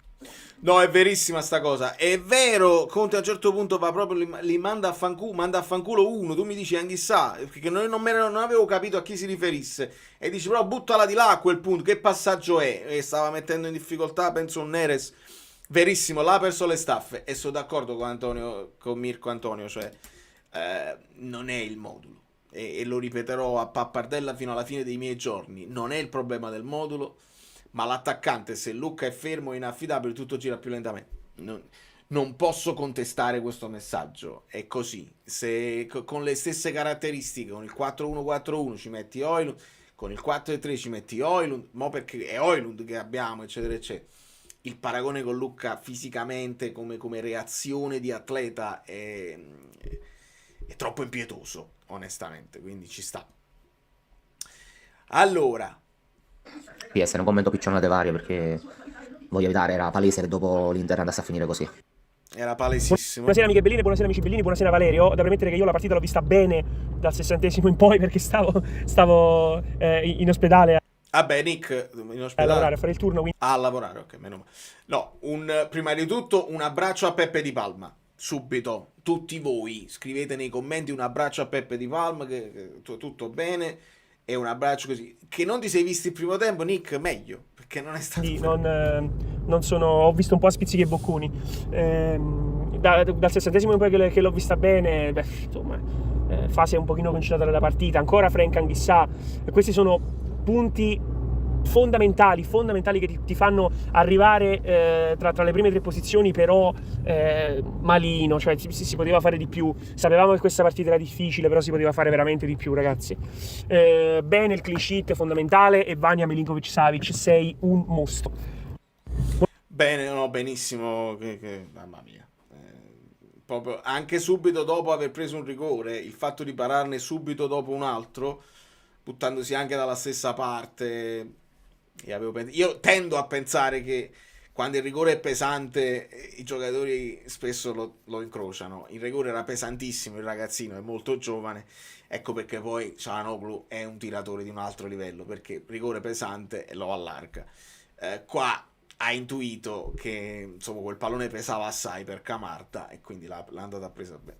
Ringrazio VSX, Anghissà 4 gol alla 9ª giornata, meno 2 gol dalla scorsa. Qua possiamo dare un po' di merito a Conte, perché Anghissà non aveva tutti questi, nemmeno McTominay, però McTominay si vede che aveva proprio il physique du role di essere, poi anche col Manchester United alla fine lo mettevano punta per sfruttare le sue capacità. Anghissà nella sua carriera non ha mai avuto tutto questo, e questo un po' la mentalità di Conte, un pochino quello che gli chiede tatticamente. Qua si può dare un po' a Conte un po' di merito, penso si può dare. Comunque chiedo scusa Vale, ma devo aggiungerlo, troppe cose per la testa. Devo baciare la pelata di Milinkovic, gli voglio bene. Se l'avesse un meno toccato con il... Ok, questa è la cosa di Luca Marelli, e qua parole di Conte. Arrivati 3 punti, qual è il maggior complimento che ha fatto alla squadra al triplice fischio? Ma come detto, queste partite non sono mai semplici, soprattutto perché vengono poi dopo una partita contro l'Inter, dove hai speso tantissime energie fisiche ma anche mentali. Oggi abbiamo giocato contro sicuramente una buona squadra, è sempre difficile giocare a Lecce, e siamo stati bravi da questo punto di vista. Secondo me dovevamo gestirla un po' meglio nella parte finale. Non è che abbiamo rischiato chissà cosa, però è lì che la testa deve stare dentro al campo. È una grande squadra, si mostra sempre perché la testa viene prima di tutto, poi c'è il cuore e poi sono le gambe, e allora ogni tanto cerco di rimettere la testa a posto alla panchina. Ok, quindi si riferiva probabilmente a quello che quando ha avuto quello sfogo con Anghissà. Sì, abbiamo visto anche come telecomandava la squadra proprio nei minuti finali, quelli a cui si riferiva. Assolutamente. Mister, buonasera. Ciao, infatti il mister ho visto che telecomandava perché voleva una gestione diversa, magari sulla pressione del Lecce allungarli un po' di più, verticalizzare in più, ma al di là di questo io credo che sia una squadra che ha dato una risposta ancora caratteriale, perché vince in trasferta dove non è riuscito a farlo, cambiando secondo me il modo di approcciare contro Torino. Io ho commentato la partita di Torino, il mister si è lamentato del primo tempo. Oggi è vero che è stato un primo tempo di sofferenza, però il Napoli lo vedevi che era diverso ed era dentro, non a caso si è andato a prendere l'episodio per vincere la partita. Quindi mister, credo che questo possa essere la cosa che la faccia felice, perché avrete tante partite così sporche che le squadre, voi avete lo scudetto sul petto, arrivate dalla Champions, arrivate dall'obbligo quasi di sempre vincere, e quindi dover vincere partite anche così, con le unghie, coi denti, sfruttando gli episodi, non potendo dominarle sempre. Vedi come poi alla fine il racconto del calcio, tu puoi giocare pure male, ma quando poi vinci, come la vinci, con le unghie, con i denti, la tenacia, così lo sappiamo. Ma guarda, la partita, il primo tempo, io penso che comunque abbiamo fatto un buonissimo primo tempo, abbiamo preso anche palo, non è che abbiamo concesso chissà cosa, allora abbiamo cercato di farla noi la partita. Aspetta, preso palo? Come l'ha preso il palo? Chi l'ha preso il palo? Forse intende quel tiro di Oliveira che va a metà sotto le braccia di Falcone, perché il palo non me lo ricordo. Ne ho preso io uno sul videogioco. Vi ricordate il palo? Vi chiedo a voi veramente, perché veramente non lo so. Senza quanti titolari. Scusi, chi ha fatto palo? Esatto, non mi ricordo. Penso sì, perché pure io alla prima vista sembrava quel tiro di Oliveira che fosse andato sul palo, ma in realtà la para Falcone. Scusi, chi ha fatto palo? Si è confuso con la simulazione. Palomino. Balotelli, vabbè, continuiamo. Palo. Anzi, secondo me un paio di circostanze l'hai detto pure tu, abbiamo fatto versatile. un buonissimo primo tempo, abbiamo preso anche palo, non è che abbiamo concesso chissà cosa, allora abbiamo cercato di farla noi la partita. Palo. Anzi, secondo me un paio di circostanze dovevamo attaccare meglio l'area. Poi il secondo tempo la partita è stata giocata, poi c'è stato questo rigore che poteva cambiare un pochettino l'indirizzo della partita, il nostro portiere è stato bravo e poi siamo andati a prenderci la vittoria. Non dimentichiamo, perché si dimentica troppo in fretta, questo inizio di stagione nostro, dove stiamo facendo di necessità virtù. Giocatori importanti che si stanno infortunando, nessuno ne parla, nessuno dice niente, giocatori che... noi ne parliamo, Antonio, non ti preoccupare. Per tutta l'estate fino adesso si è parlato di grande rinforzo, e abbiamo perso De Bruyne, abbiamo perso Lukaku, 2 dei migliori giocatori, ma non vedo, anzi, dicono che forse qualcuno poi dice anche che forse ne abbiamo giovato, cioè che stiamo sull'assurdo, però ci sta. Mister, è certificato che nel prepartita noi abbiamo detto che state giocando. Siete degli stuppoli, mi avete fatto molto sorridere. Io poi non voglio poi alimentare il discorso dell'altro palo della luce, perché lo diranno e lo so che lo diranno, uno può essere pure d'accordo. Non voglio attaccare il ragazzo, non voglio prendermi perché abbiamo fatto, finché poi magari non arriva un'offerta, e allora quando poi allora mi libero e dico tutto quello che però nel frattempo io cercherò sempre di dire, però senza potervi dire stupidità, però mi avete fatto molto sorridere Fino ad oggi senza la spina dorsale dello scudetto, è agli atti, l'abbiamo detto nel prepartito, che comunque sono reali. Sono contento proprio perché, ti ripeto, tanti giudizi, tante situazioni vengono, cioè quello che ci è accaduto e ci sta accadendo, l'infortunio di Meret, prima si è fatto male il terzo portiere, si è fratturata la mano, Meret si è fratturato adesso il piede, ci è rimasto solo Milinković-Savić. Qualcuno a inizio stagione diceva perché il Napoli sta prendendo un portiere comunque di valore, perché io poi, cioè, le cose ogni tanto bisogna anche mettere i puntini su lì, perché si parla tanto e poi alla fine bisogna stare zitti. Sapevi che si faceva male Meret? Le situazioni danno ragione. Fabio, tu intervieni, sapevi che si faceva male Meret? Meret uno storico di infortuni ce l'ha. Spesso, non infortuni gravi magari, però nella sua storia ci sta che ogni tanto 4-5 partite te le salta durante una stagione. Quando tu passi da una stagione dove avevi solo il campionato a una stagione dove avrai anche la Champions, la Coppa Italia che spero si voglia fare con onore, e la Supercoppa eccetera eccetera, secondo me tu metti in conto che Meret si può far male. Poi è capitato che non è che si è fatto male la schiena eccetera eccetera, si è frantumato un piede, però c'è a chi la vede poco più lunga di chi sta solamente a commentare o a sparare sentenze a destra e a sinistra, mettendosi sempre dalla parte del vento a favore, ecco. Conte, velocemente volevo chiederle come ha trasformato in goleador Anguissa, perché da quando è arrivato lei segna a ripetizione, insomma è ormai diventato un attaccante aggiunto del suo Napoli. E poi Anguissa stesso, lo dicevo prima, forse è l'unico che può permettersi di dire, lo abbiamo visto, calma al suo allenatore Antonio Conte. Ma sinceramente non ho visto che mi ha detto calma. Non so poi se la calma in quelle circostanze ci vuole calma, ci vuole testa, ci vogliono anche attributi, perché devi portare a la stessa cosa, calma, quando uno fa testa così significa calma e ragiona. A casa una vittoria come questa, e quindi a volte la calma non va bene, ecco, diciamo che certe situazioni vanno sempre indirizzate, soprattutto se c'è un pochettino di panico, e quindi va bene così. Sto contento per Frank perché io Conte in post partita è proprio una pila elettrica, cioè proprio c'ha ancora tutta quell'adrenalina della gara. Io per questo, quando poi non si fanno perché queste conferenze qua, sì, queste sono interviste, poi la conferenza starà ancora in tranza agonistica, qualcosa la può dire bene, qualcosa la può dire male, eccetera eccetera. Le conferenze a freddo mi farebbero capire qualcosa di più. Non si possono fare troppo. Lui lo sa cosa penso di Frank. Frank è un giocatore che si ha la spina attaccata sempre per 90 minuti, e compresi i minuti regolamentari. È un calciatore che secondo me ce ne sono pochi in giro per le sue qualità, perché ha qualità fisiche, ha elasticità nello stacco, ha forza fisica, ha conclusione. Secondo me può migliorare ancora di più nella conclusione, perché trovare il tempo non è mai semplice. Poi a me piace lavorare con centrocampisti di inserimento, visto che io ero un centrocampista di inserimento, e mi piaceva fare gol. Poi noi i gol li dobbiamo comunque trovare, quindi da più parte arrivano meglio è. Beh, qualche info, insomma, Antonio Conte può darla. Velocemente nel salutarla, siamo oltre il tempo. Massimo, Lang come sta? Lang ha avuto buongiorno, come sta? Praticamente 2 colpi sullo stesso punto. Penso che sia un indurimento del muscolo, non è una rottura, però quando prendi delle ginocchiate sullo stesso punto mi mi spiegava questo, perché gli ho chiesto per quale motivo avesse chiesto il cambio e ha avuto la sfortuna di avere questo doppio intervento sullo stesso punto. Però dai, contento anche per noi, era la prima partita da titolare, siamo contenti anche per lui, perché ripeto, dobbiamo coinvolgere tutti e cercare nella difficoltà, ripeto, di trovare sempre soluzioni a go-go, e le soluzioni vengono. Oggi ha fatto un'ottima partita Elmas, a mio Bravo, avviso. dillo. Gilmour lo stesso, No. prima della partita ha avuto delle problematiche perché non stava bene. Che cazzo.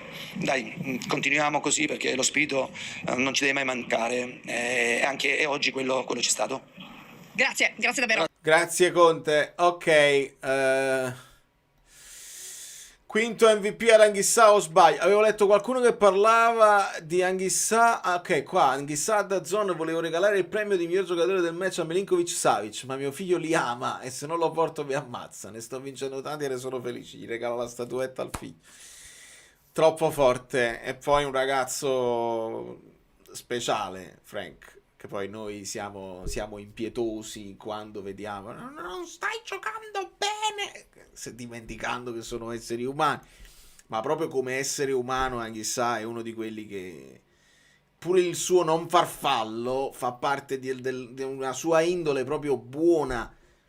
Il fatto che continua a esultare ricordando Daniele è veramente una persona, secondo me, speciale, straordinario. È chiaro che noi da tifosi questo non lo riusciamo a mettere in conto, li vediamo in campo e devono fare come il videogioco: se io mi sposto così devi arrivare, c'hai 70 di velocità, devi arrivare prima di quello che c'ha 69. Purtroppo il calcio è così e i ragazzi lo capiranno, i ragazzi, quando noi siamo un pochino troppo. Il fallo della punizione del vantaggio del Napoli non tocca Gilmour. Non ho capito di che si stanno lamentando. Si stanno lamentando del fallo dato a Gilmour sulla punizione. Vabbè. Allora, la moglie lo vuole cacciare di casa per le troppe statuette. Il centro sportivo e lo stadio. Danilo, la prima pietra. Sono domande che in tempi non sospetti è sempre bene ricordare. Hai ragione, nel senso che hai ragione.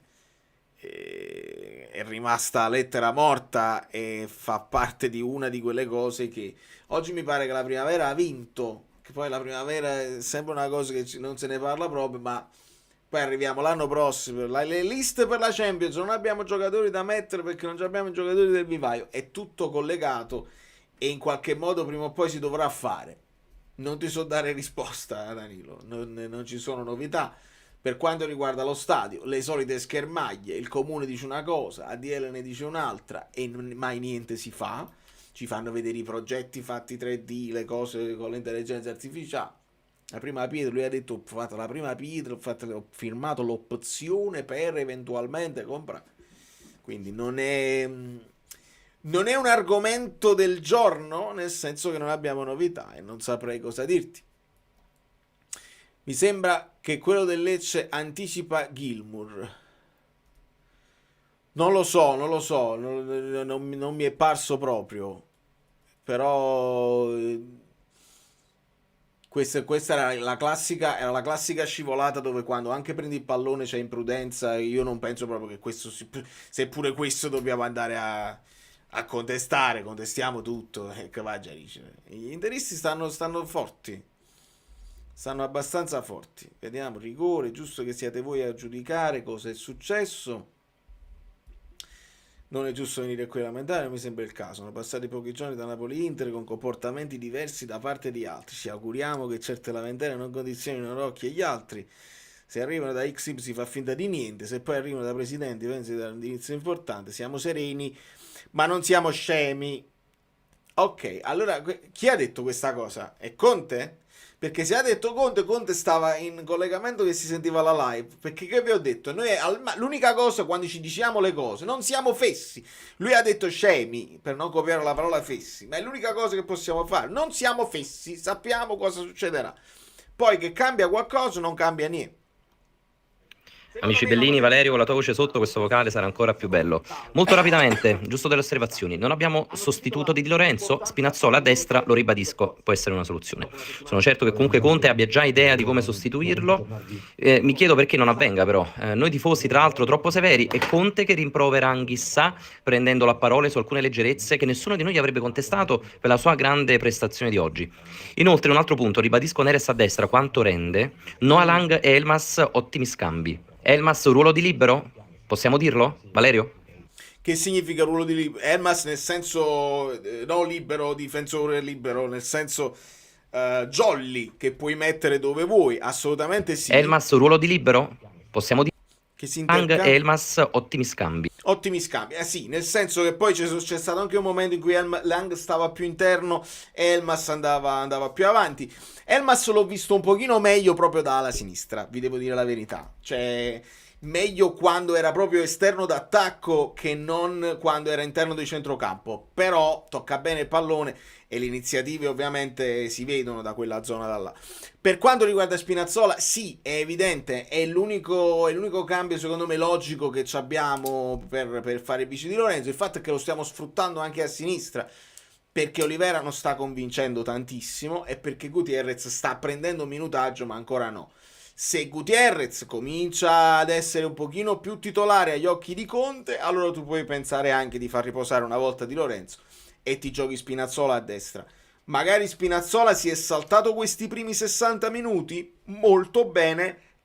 Ho meno paura di un sovraccarico, anche perché anche Spinazzola ne sta giocando parecchie e ha la sua età.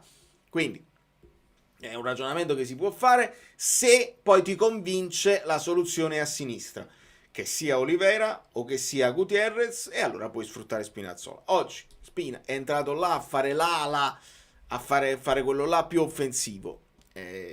Purtroppo la coperta la tiri da una parte.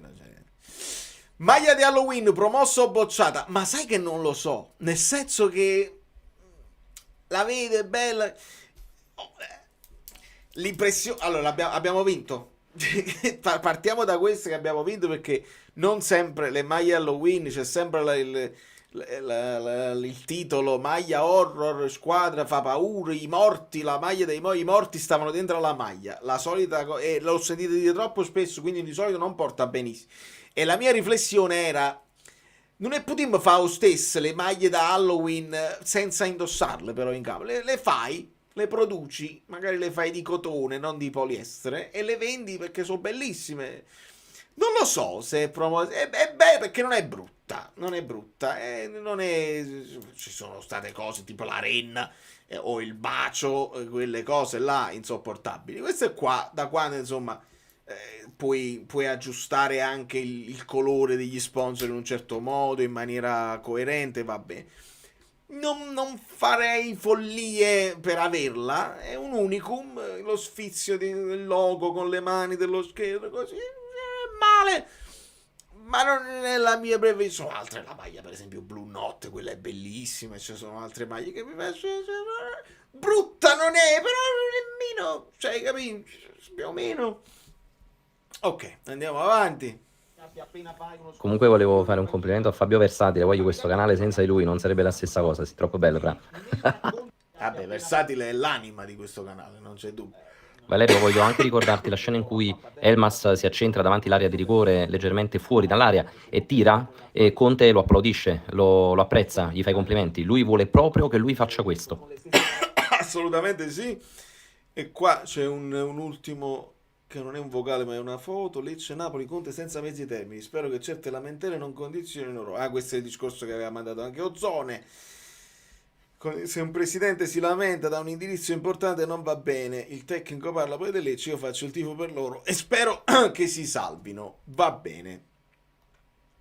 Quindi tutto a posto, continuiamo a leggere i messaggi e lanciamo anche un invito ad un guest che spero ci possa essere. Io oramai sto facendo tutto così a volo, se c'è, se non c'è non c'è, perché non voglio nemmeno dare quella cosa che ci deve essere sempre per forza ad ogni live, ma ovviamente se c'è ci fa sempre piacere e facciamo così tutto a volo, tutto in diretta, mentre leggiamo le cose, le vostre. Domanda tattica. con i terzini che si accentrano. Sei già su Telegram? Sì, Francesco. Con i terzini che si accentrano, allarghi le mezze aree e ci si alterna. Ma se Anghissà viene a fare regia, non è meglio andare dritti con i terzini poco concreti a destra? Che era più o meno quello che poi dicevo, Valentino, cioè quando Anghissà si abbassa, perdi un pochino quella catena di destra e ci sta. Io credo, ancora una volta ho visto che quando poi Neres passa a destra, Di Lorenzo gli viene proprio meno la presenza di Politano, cioè è come se qualche movimento lui provi a farlo, Neres non gliela dà, oppure non si intendono completamente su quella catena là. Cioè Politano e Di Lorenzo sono veramente una cosa sola, poi possono piacere, possono fare la prestazione o no, però fanno cose logiche insieme. Con Neres non c'è quello stesso feeling.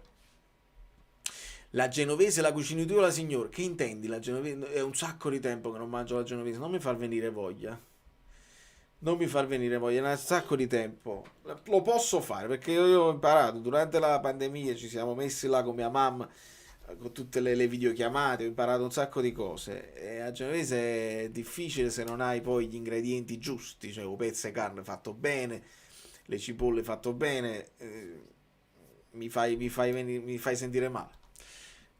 Gilmour non è Lobotka, ma non è per forza una cosa negativa. Fa lanci lunghi, cambia gioco e verticalizza di più. Il ruolo è quello di mediano, ma non saprei dire se è proprio il suo sostituto naturale. Sono d'accordo perché le caratteristiche sono completamente diverse. A me piace quando Gilmour fa la sventagliata, il lancio in verticale, cambio di gioco e gioca un po' più verticale, mi piace. Però il breve che mi dà Lobotka dà più ritmo alla squadra e quello mi sta venendo meno e mi manca. Teoricamente, e lo abbiamo visto in alcune partite anche l'anno scorso, anche insieme, il famoso doppio play, uno che c'ha più il corto, uno che c'ha più il lungo, possono giocare insieme e abbiamo visto che si può fare anche quello. Però sono entrambi poi piccolini e sappiamo che Conte vuole un po' di muscoli, vuole un po' di centimetri anche in altezza e a quel punto uno come Anghissà che ti fa anche gol, ma come fai a rinunciarci? E il pensiero va subito a gennaio.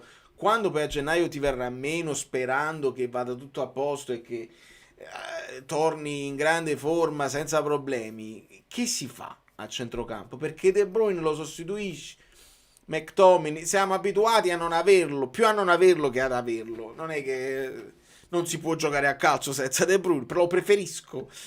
Ma senza Anghissà io veramente non riesco a capire cosa si può fare. Puoi chiedere a McTominay di fare tutto quello? Probabilmente sì, quindi McTominay e Elmas a fare il McTominay, Elmas però McTominay si butta, Elmas gioca di più il pallone, le caratteristiche cambieranno il modo in cui gioca il Napoli e bisogna adattarsi, non c'è dubbio. Il problema è che stiamo scoprendo di avere molti centrocampisti con propensione più ad offendere che a coprire. Gilmour, diciamo che con i suoi lanci si rende più utile come offensivo. Sì, vedi, perché io poi ho parlato del corto che non mi piace di Gilmour, però è nei contrasti. Fammi vedere per sfizio duelli, contrasti fatti da Gilmour, perché poi magari ho visto male. Gilmour prende un bel 7,5 da SofaScore. Passaggi precisi 85% rispetto alla media del 95% di Lobotka. 57 su 67 non è altissima, però un Gilmour che fa più lanci lunghi è normale che si abbassa la media. Passaggi chiave 1, passaggi lunghi precisi 3 su 5, dribbling tentati riusciti 2 su 2, quindi lui ce l'ha pure la propensione ad andare avanti eccetera eccetera. Duelli a terra vinti 9 su 10, buono. E la duelli aerei vinti 0 su 2, quindi perdi quella fisicità, però il duello a terra bene, falli 2, falli subiti 3, rinvii difensivi 1, intercetti 3, tiri bloccati 0, contrasti 4. Non ha fatto una cattiva partita Gilmour, bisogna dai numeri così, è una questione, ripeto, quello che non può uscire nei numeri, è una questione di tempi di passaggio, di velocità, di sveltire il gioco.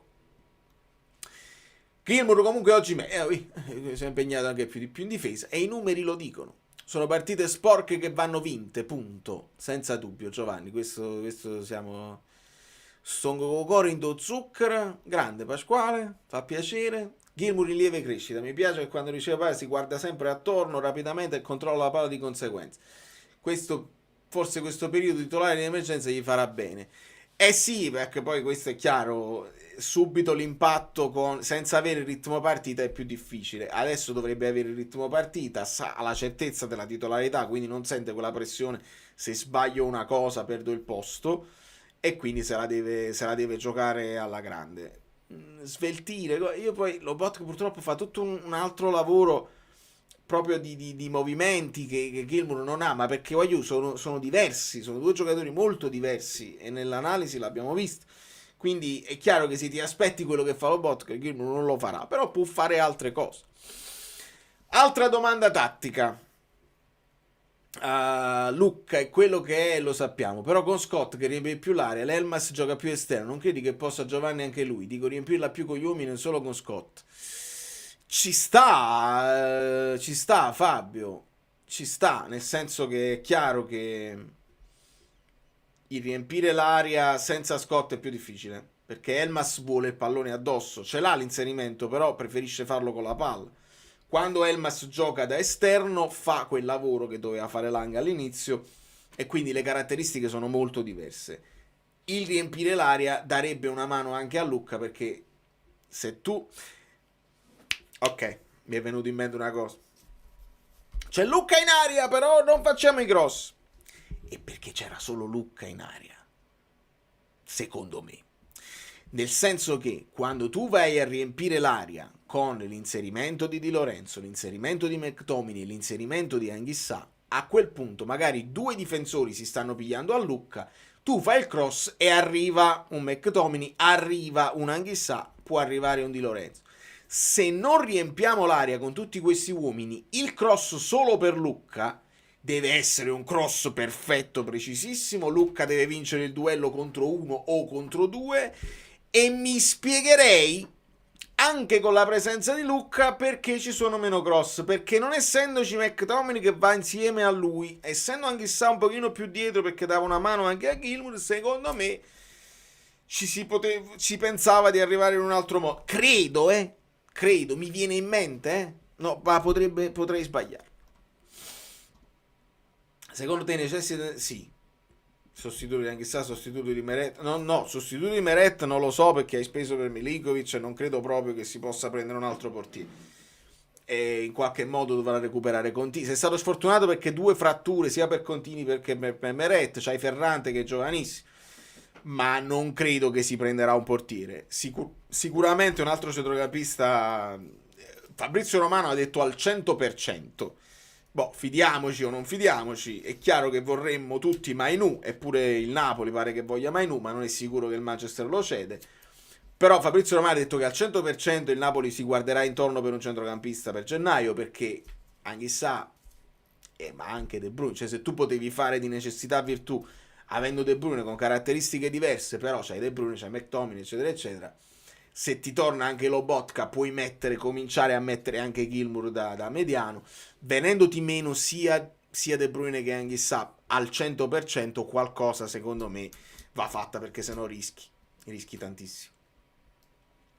Secondo me Elmas ha un'intelligenza quando gioca sia da ala sinistra che da mezza ala sinistra che hanno in pochi, non è troppo innamorato del pallone, lo passa al momento giusto per dare ritmo, si allarga nel momento giusto. Sono d'accordo, Elpidio. Qualcuno dice che non è né carne né pesce, per me è un ottimo calciatore. Ti ho convinto, Angela? Perché secondo me può essere un ragionamento che poi è chiaro, da solo tu vuoi che lui vinca tutti i duelli, ma gli devi dare anche una mano, e potrebbe anche essere un'esca Lucca quando c'hai gli inserimenti degli altri. Se gli altri non fanno l'inserimento sei meno pericoloso e risulta poi una partita un pochino più noiosa, un pochino più lenta. Prendiamo anche il DS dello United. Mo DS tu intendi direttore sportivo o difensore sinistro? Perché DS di solito sempre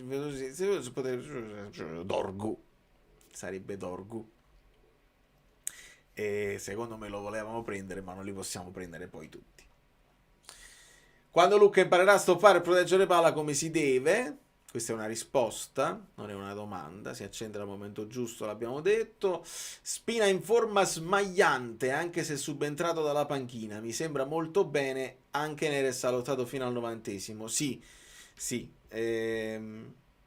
Speriamo che Spina mantenga questo stato di forma, onestamente. Io lo vorrei sempre titolare, perché in questo momento Oliveira mi soddisfa di meno, e lo sapete come la penso. Però secondo me è stato importante fargli saltare almeno sti 60 minuti, perché poi troppe partite consecutive.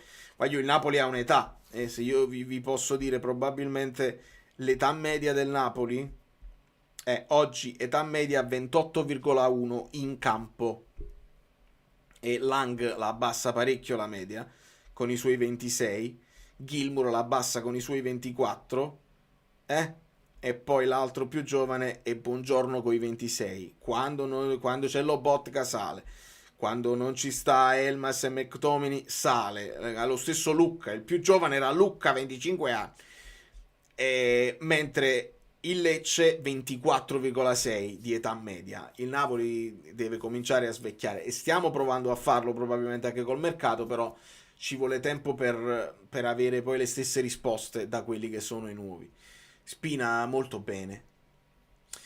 Si parla di Pellegrini e Mainù, quindi a centrocampo. Allora, Pellegrini sì, l'ho letto anche io, un ritorno di fiamma, perché si era parlato di Pellegrini anche... Permettete se io mi abbasso un attimo, che tengo sto cuscino che sta facendo... mi abbasso un pochino, mi vedete lo stesso, non c'è problema, perché non ho la sedia giusta.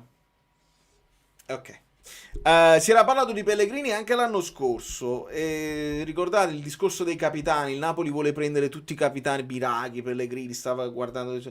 Pellegrini sì, era in uscita alla Roma, era assolutamente fuori dal progetto, poi però Gasperini ha cominciato a utilizzarlo. Pellegrini, capitano della Roma, che molla la Roma in corsa con la Roma che si sta giocando, non dico una chance di scudetto, ma si sta giocando il ritorno tra le prime 4 in maniera importante per andare in una diretta competitor. La vedo altro che Spalletti, me ne frega assai di Spalletti. Quello che di Pellegrini sarebbe un gravissimo tradimento, quindi non lo so, non lo so se è fattibile. Però si era parlato insomma di un ciclo finito tra la Roma e Pellegrini. Adesso Gasperini sta provando a recuperarlo, lo sta utilizzando, non lo so. Osa risbagliare. Aspetta, questo è il resto della domanda. Una domanda sulla crescita delle riserve. Negli ultimi anni, dimmi se sbaglio, ho visto sempre le riserve ancorate a quel livello iniziale senza migliorare in maniera sostanziale. C'è qualcosa di sbagliato nella gestione o sono calciatori non adatti a una plusvalenza? Gilmour ad esempio sta migliorando, ma chissà se sarà all'altezza. Idem Lucca, vivono il paradosso di Simeone. Guarda, è una bella domanda che onestamente ti giro direttamente a Guido, proprio così, proprio a urto, senza nemmeno salutare. No, lo salutiamo prima e poi manteniamo questa domanda. Ciao Guido. Non ti sento, colpa mia? Buonasera amiche Bellini, amici Bellini, buonasera Valerio, dimmi tutto. Domanda sulla crescita delle riserve. Negli ultimi anni, dimmi se sbaglio, ho sempre visto le riserve ancorate a quel livello iniziale, senza migliorare in maniera sostanziale. C'è qualcosa di sbagliato nella gestione o non sono adatti a una plusvalenza? Gilmour, ad esempio, sta migliorando, ma chissà se sarà all'altezza in futuro o se lo venderemo. Idem Lucca, eccetera. Vivono il paradosso di Simeone. Mamma mia, manco a farlo apposta si collega al ragionamento che volevo fare. Se mi concedi 2 minuti, che bello. Contami se sono lungo. Il Napoli è una squadra malata, non una squadra in crisi. Sono due cose totalmente diverse, fortunatamente. È molto più grave essere in crisi. Malata nel gioco, nella testa e lo sappiamo nei muscoli. Abbiamo visto che, perché Conte è rimasto a Napoli per varie ragioni, non è più una natura giovanissima, si può anche stancare a dover ripartire sempre da zero, soprattutto con aspettative sempre più crescenti, quindi il progetto Juventus non lo convinceva, ha ragione, poteva... non aveva torto, Allora, perché arrivo subito al punto, il primo passaggio, e che è rimasto a Napoli, è quello che Conte deve diventare da un allenatore vincente, lo mostra la sua carriera, anche lui ha insegnato anche che si passa attraverso le sconfitte, fu un bel messaggio, a un allenatore di progetto, non è mai stato. Lui lo può diventare, cioè quando io vi mostro dei dati statistici non è, oltre che essere freddi o noiosi, ma neanche quei messaggi disfattisti, questo è Conte, così ce lo dobbiamo tenere, nel senso partiamo da dati veri e facciamo ragionamento. L'altra volta abbiamo visto dati di differenza tra l'Italia e l'Europa, ecco, dicevo, che significa essere un allenatore anche progettuale? È un cambio culturale che l'ambiente difficilmente farà, no? Citiamo sempre Vinicio, le solite cose, cioè significa anche dire: oggi Marianucci non gioca, fa 3 anni, lui non solo ha imparato a difendere meglio sul piede debole, cioè passaggi intermedi che non vedi attraverso scudetti, vittorie, trofei, che è difficile far percepire a un ambiente sclerotico che ormai basta uno stop sbagliato e un giocatore non è buono, manco più la depressione tipica del popolo napoletano tra una vittoria e una sconfitta. Ormai siamo arrivati manco tra primo tempo e secondo tempo, siamo a una ansietà, una sclerosità pazzesca, cioè veramente incredibile. Questo è l'ambiente. Sclerosi multipla. Sì, no, non mi chiamo, quella è una mattina grave, lo offenderemmo. Sì. E quindi questo si ricollega alla domanda che faceva. Cioè diventare un allenatore a progetto è uno spirito molto più ampio che passa attraverso la crescita di vari giocatori. La mia professoressa di latino e greco, e concludo per farmi un esempio, diceva: un professore bravo è chi riesce a portare i ragazzi da 4 a 6, chi è 8 lo devo solo amministrare, e invece spesso ci si vedi quelli hanno 8, quei 2 studenti hanno tutti 8, ma probabilmente sono di talento. La cosa importante è farli mantenere la concentrazione in un'età molto difficile come quella dell'adolescenza. Detto, il vero professore è chi riesce a recuperare quello che da 4 a 6. Per madre natura non dota tutte le stesse persone delle stesse capacità, c'è chi è più bravo in matematica, chi a tradurre latino, eccetera, eccetera.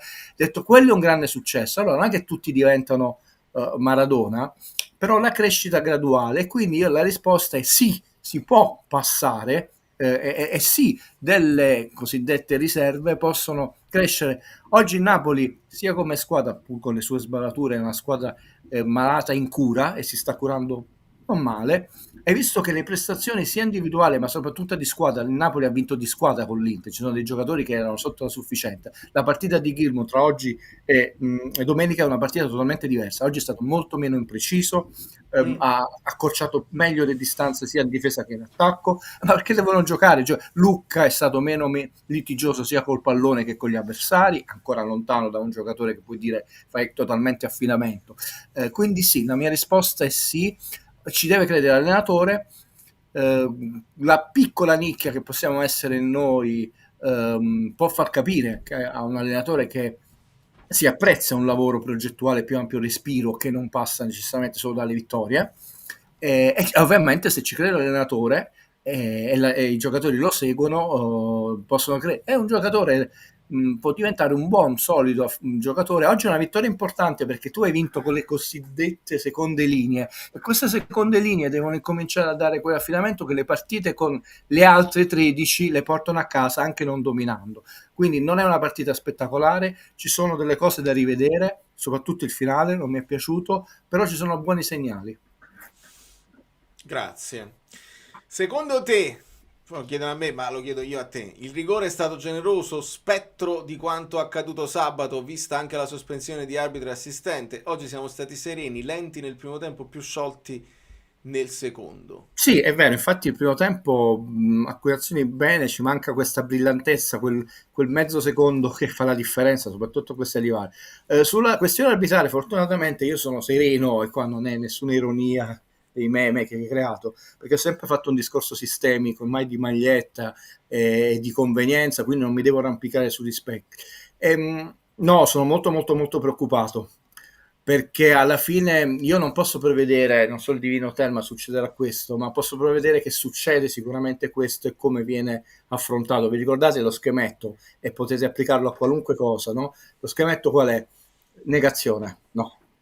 Non è stato fischiato Culabili in San Siro, non è razzista, no, non è rigore di Lorenzo, no, diminuirlo, depotenziarlo, sono 4 scemi, no, il tocco è lieve e si arriva fino ai 5 passaggi, l'ultimo la demistificazione. Siamo arrivati a Di Lorenzo, ha fatto un gesto antisportivo. Sulla la risposta di oggi, ormai è tutto il contrario di tutto. Quella è la cosa triste, perché prima è troppo vicino, poi addirittura è troppo lontano. Vedi anche quello che si è arrivato a dire, no, domenica, che figlio è quello che è successo oggi.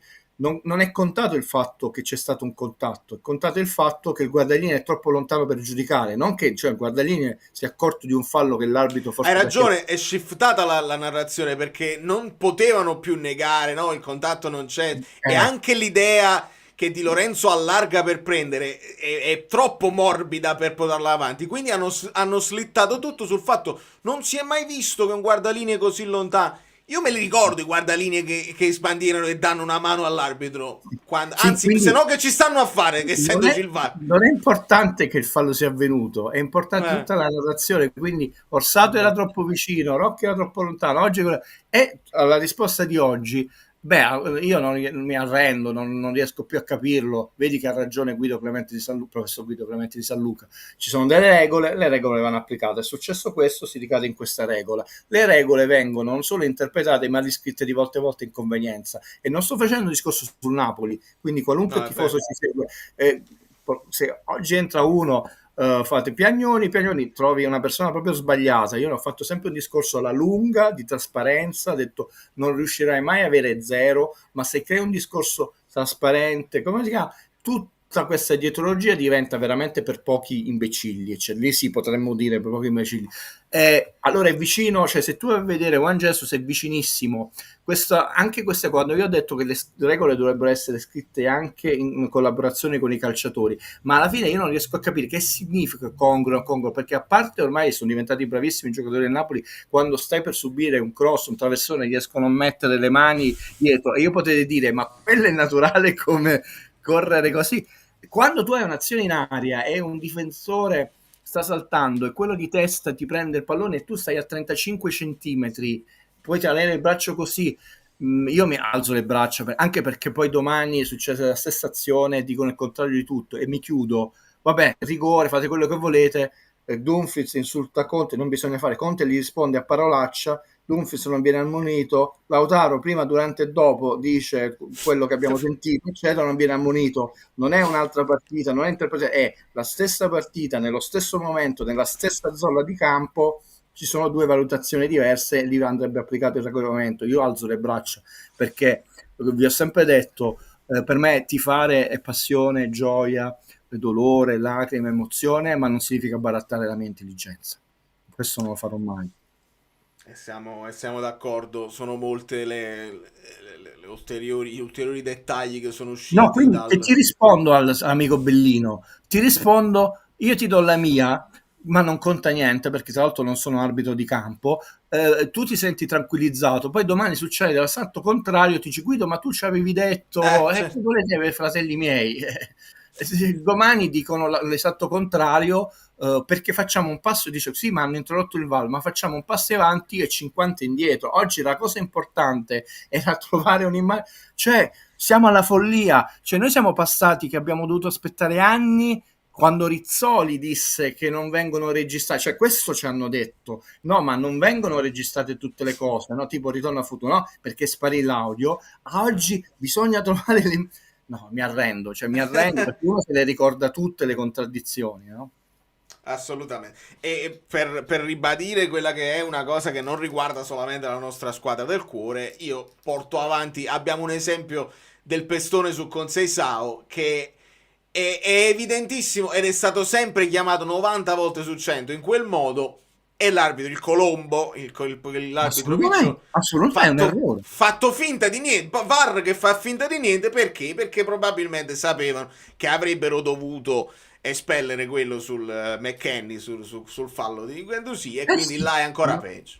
Ma si crea, se uno quando vede la partita, l'emotività della partita, tifi per la tua squadra, lo accetto, casomai ti prendere anche da vabbè, io non sono un puritano, cioè, accetto pure che no, era rigore, finita la partita, quando noi guardiamo le immagini, si rimane tifosi della propria squadra, ma ripeto, io non baratto la mia intelligenza, quindi non nego, non divento la Pinco Pallino sia dall'una che dall'altra parte, è fallo, ma stanno creando una confusione incredibile che crea dietrologia, sospetti, veleni, eccetera, quando se uno facesse le cose per bene, è sempre quella la domanda che uno si fa, ma sa già la risposta, ha detto, ma non sarebbe meglio per tutti? Sì, e perché non avviene? Abbiamo già affrontato questo argomento. Fabio faceva una proposta, dice tranne falli gravi oppure parate, no patate, poi immagino parate dei difendenti al posto del portiere, devono dare di nuovo punizione a 2, così si eliminano tutte le polemiche. È sparita? Non si usa più.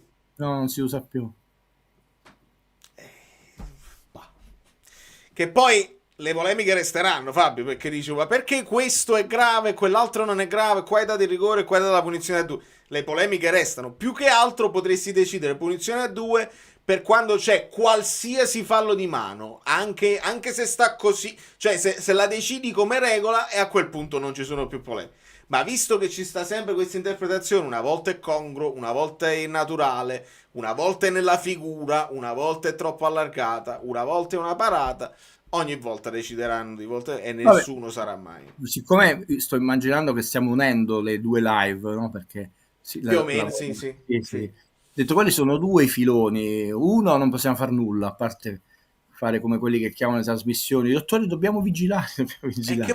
Stiamo vigilando a 50 anni. È la questione arbitrale. Allora facciamo questo giochetto nel più breve tempo possibile. Cioè, Guido stava in una caverna, esce da questa caverna, ascolta tutte queste trasmissioni, i giornali, dice mamma mia, sarà stato il peggior arbitraggio della storia dell'umanità, quello di Napoli-Inter. Vede la partita e dice qua se c'è un presidente che deve essere incazzato nero è De Laurentiis, ma di brutto, perché si è giocata la stagione in Napoli.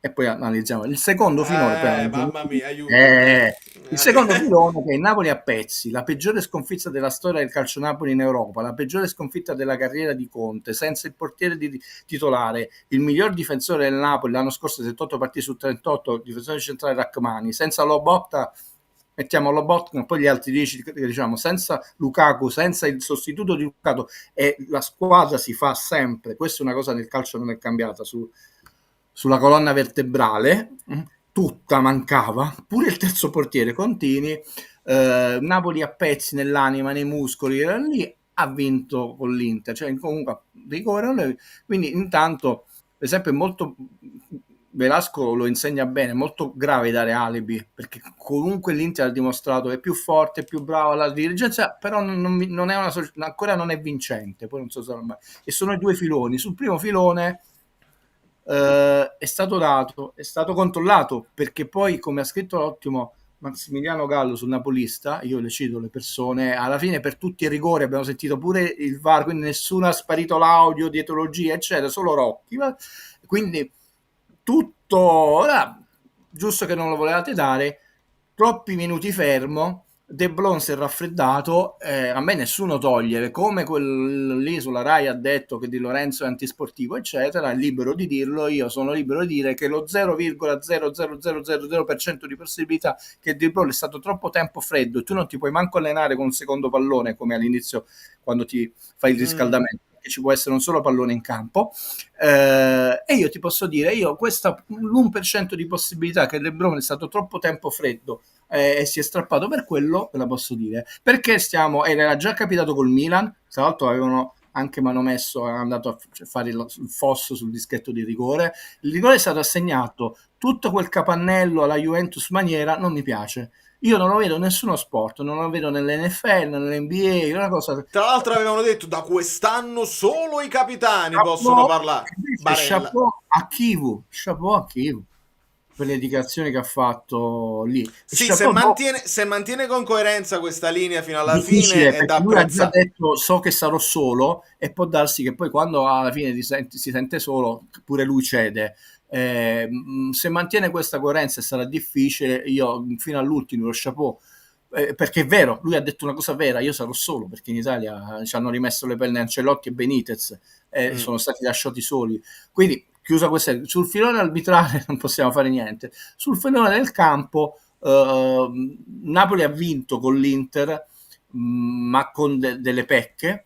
soffrendo in alcuni frangenti della partita, vedi il primo tempo, oggi rivoluzionando la formazione è in cura, questa è la cosa di... c'è tanto lavoro da fare, Conte non l'ha mai nascosto, e probabilmente la strigliata che ha fatto prima, che poi è costata anche una brutta sconfitta, e poi la doppia strillata, speriamo che i giocatori a questo punto capiscano che, come ha detto lui, devono parlare noi, devono parlare i vecchi e i giovani, ma con umiltà. Allora, ho cliccato per sbaglio, c'erano altre domande interessanti e te le giro tutte. Spero, per esempio, Antonio dice, spero vinca l'Atalanta, anche le coppe qualcosa può perdere, il Milan invece ha solo il campionato, meglio tenerlo dietro.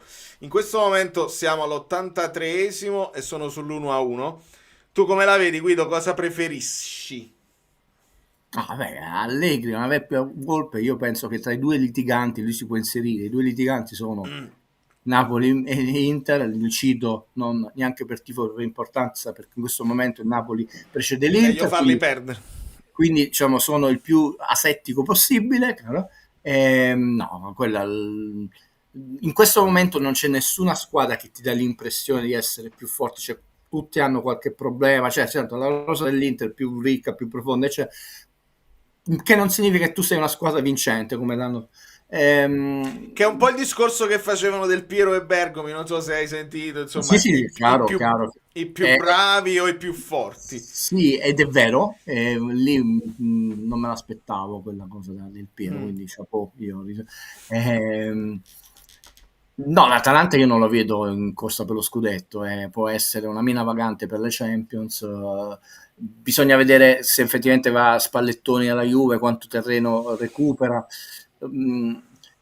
Poi voi non dovete considerare il De Bruyne, però si gioca meglio, tutte le rotazioni, tutti gli allenamenti, quanto ti fa crescere tecnicamente un giocatore durante la settimana con quegli allenamenti, quanto... Guido, e come diceva Valentina, io sul dischetto io mi sentivo tranquillo. Abbiamo preso un giocatore che ha vinto la Champions League, che nella storia del calcio Napoli non l'avevamo mai avuto, punto. Si parla. Andiamo. No, comunque veramente... la live, però... spessore, viene trattato questo ragazzo come un brocco, ha vinto Premier come se piovesse, però ha vinto la Champions League. Nel Napoli noi non abbiamo mai avuto un giocatore che ha vinto la Champions League, punto, andiamo a casa. Qualcosa vorrà dire, e l'ha vinta in un percorso pure lui, passando da una finale persa, quindi sai che significa? E purtroppo lui si opererà e si curerà in Belgio, quindi anche l'aspetto motivazionale, carismatico viene meno, quindi questo episodio cambia totalmente la stagione del Napoli, perché anche la crescita di giocatori che si allenano con un campione con gli sarà rallentata, perché lo rivedremo, non so quando tornerà a fare fisioterapia, non lo posso sapere, lo sta parlando lo staff del medico del Napoli di De Bruyne, quindi non mi fate dire una cosa che sarebbe buttata lì per caso. Domanda verso il futuro, ammettiamo che Lang non ce la faccia con il Como. Conte ha parlato di un paio di botte sulla stessa zona e poi scivolando probabilmente si era acutizzato un dolorino. Voi andate con Elmas, Lang o Spinazzola? No, se Lang non ce la fa con il Como, quindi immagino Elmas, Neres o Spinazzola. Io voglio dire, visto che qua non abbiamo, come alcuni pensano, Cocchi, Elmas è arrivato il momento di fare un ulteriore step di qualità. Oggi ha fatto una buona partita, poi si è visto che era un po' sulle gambe, bene Conte a cambiarlo, prima cosa, perché ho visto che si è mosso bene, si è proposto bene, ha allungato bene i passaggi, la squadra è andato anche a centrarsi al tiro, stava ritrovando anche nel secondo tempo, cambiando compagno come McTominay, mi piaceva, niente di eccezionale, però l'ho visto pimpante, però pretendo da lui, pretendo in senso buono, nessuno deve pretendere nulla un ulteriore step, perché a questo punto si deve sentire responsabilità, non certo per coprire il vuoto di Kevin McBrook, è come se diciamo tutti i giocatori un 5% in più per coprire quel vuoto. Prima mi la dico Lang, no, non credo che sia una cosa gravissima, credo che sia più una botta, non un fatto muscolare, spero ovviamente di non sbagliarmi. Ho visto, così vi dico la mia, perché ho beccato in pieno la formazione, anche se sapete io non faccio questi giochi, li lascio a voi, dell'Inter, e la chat dei poeti oscuri non capiva perché l'avevo messa così, ho dovuto spiegarla e ci ho preso. Ho visto in crescita, ma ancora non è a livello dello scorso anno, Buongiorno, che era appannato, ma ci sta, tornando da un lungo infortunio. Quindi chi metterà? Io penso che si possa dar fiducia. Ma forse potrebbe partire Neres e poi Lang nel secondo tempo. Potrebbe essere, perché non lo state citando. Poi considerate che dovrebbe rientrare McTominay, oggi è giusto, quindi un paio di cambi rispetto a quella che potrebbe essere la formazione, chiamiamo titolari, ci potrebbero esserci. Fateci ragionare un giorno, siamo appena a martedì, almeno mercoledì c'era poi. Come tosta, perché poi loro È una delle partite decisive del campionato. Avranno più loro il pallino del gioco, potremmo sfruttarla così. E ti spiego perché. Perché è una squadra borderline.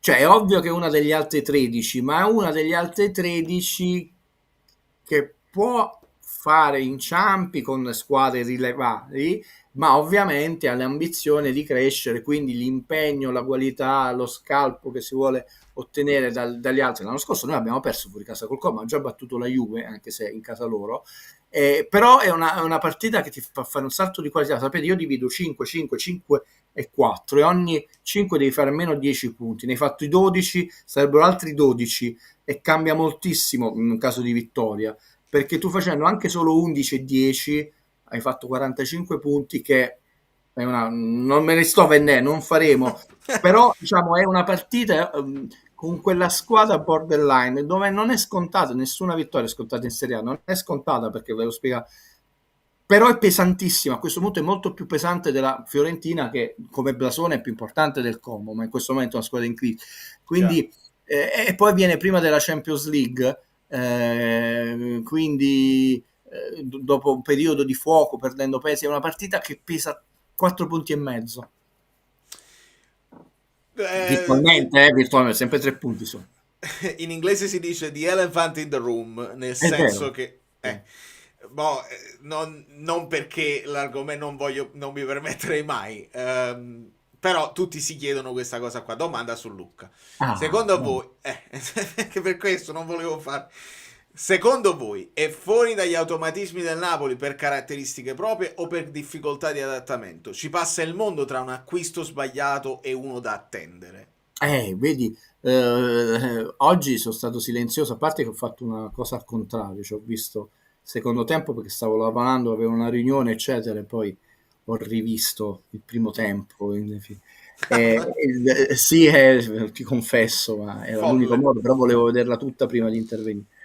Con l'abbonamento vero regalato da me, mio fratello e mio padre, quindi nessun pezzotto, state tranquilli. Io non ho il televisore a casa mia, ma a casa a Ragusa c'è, a Napoli c'è, dai miei genitori c'è, quindi io sono apolide.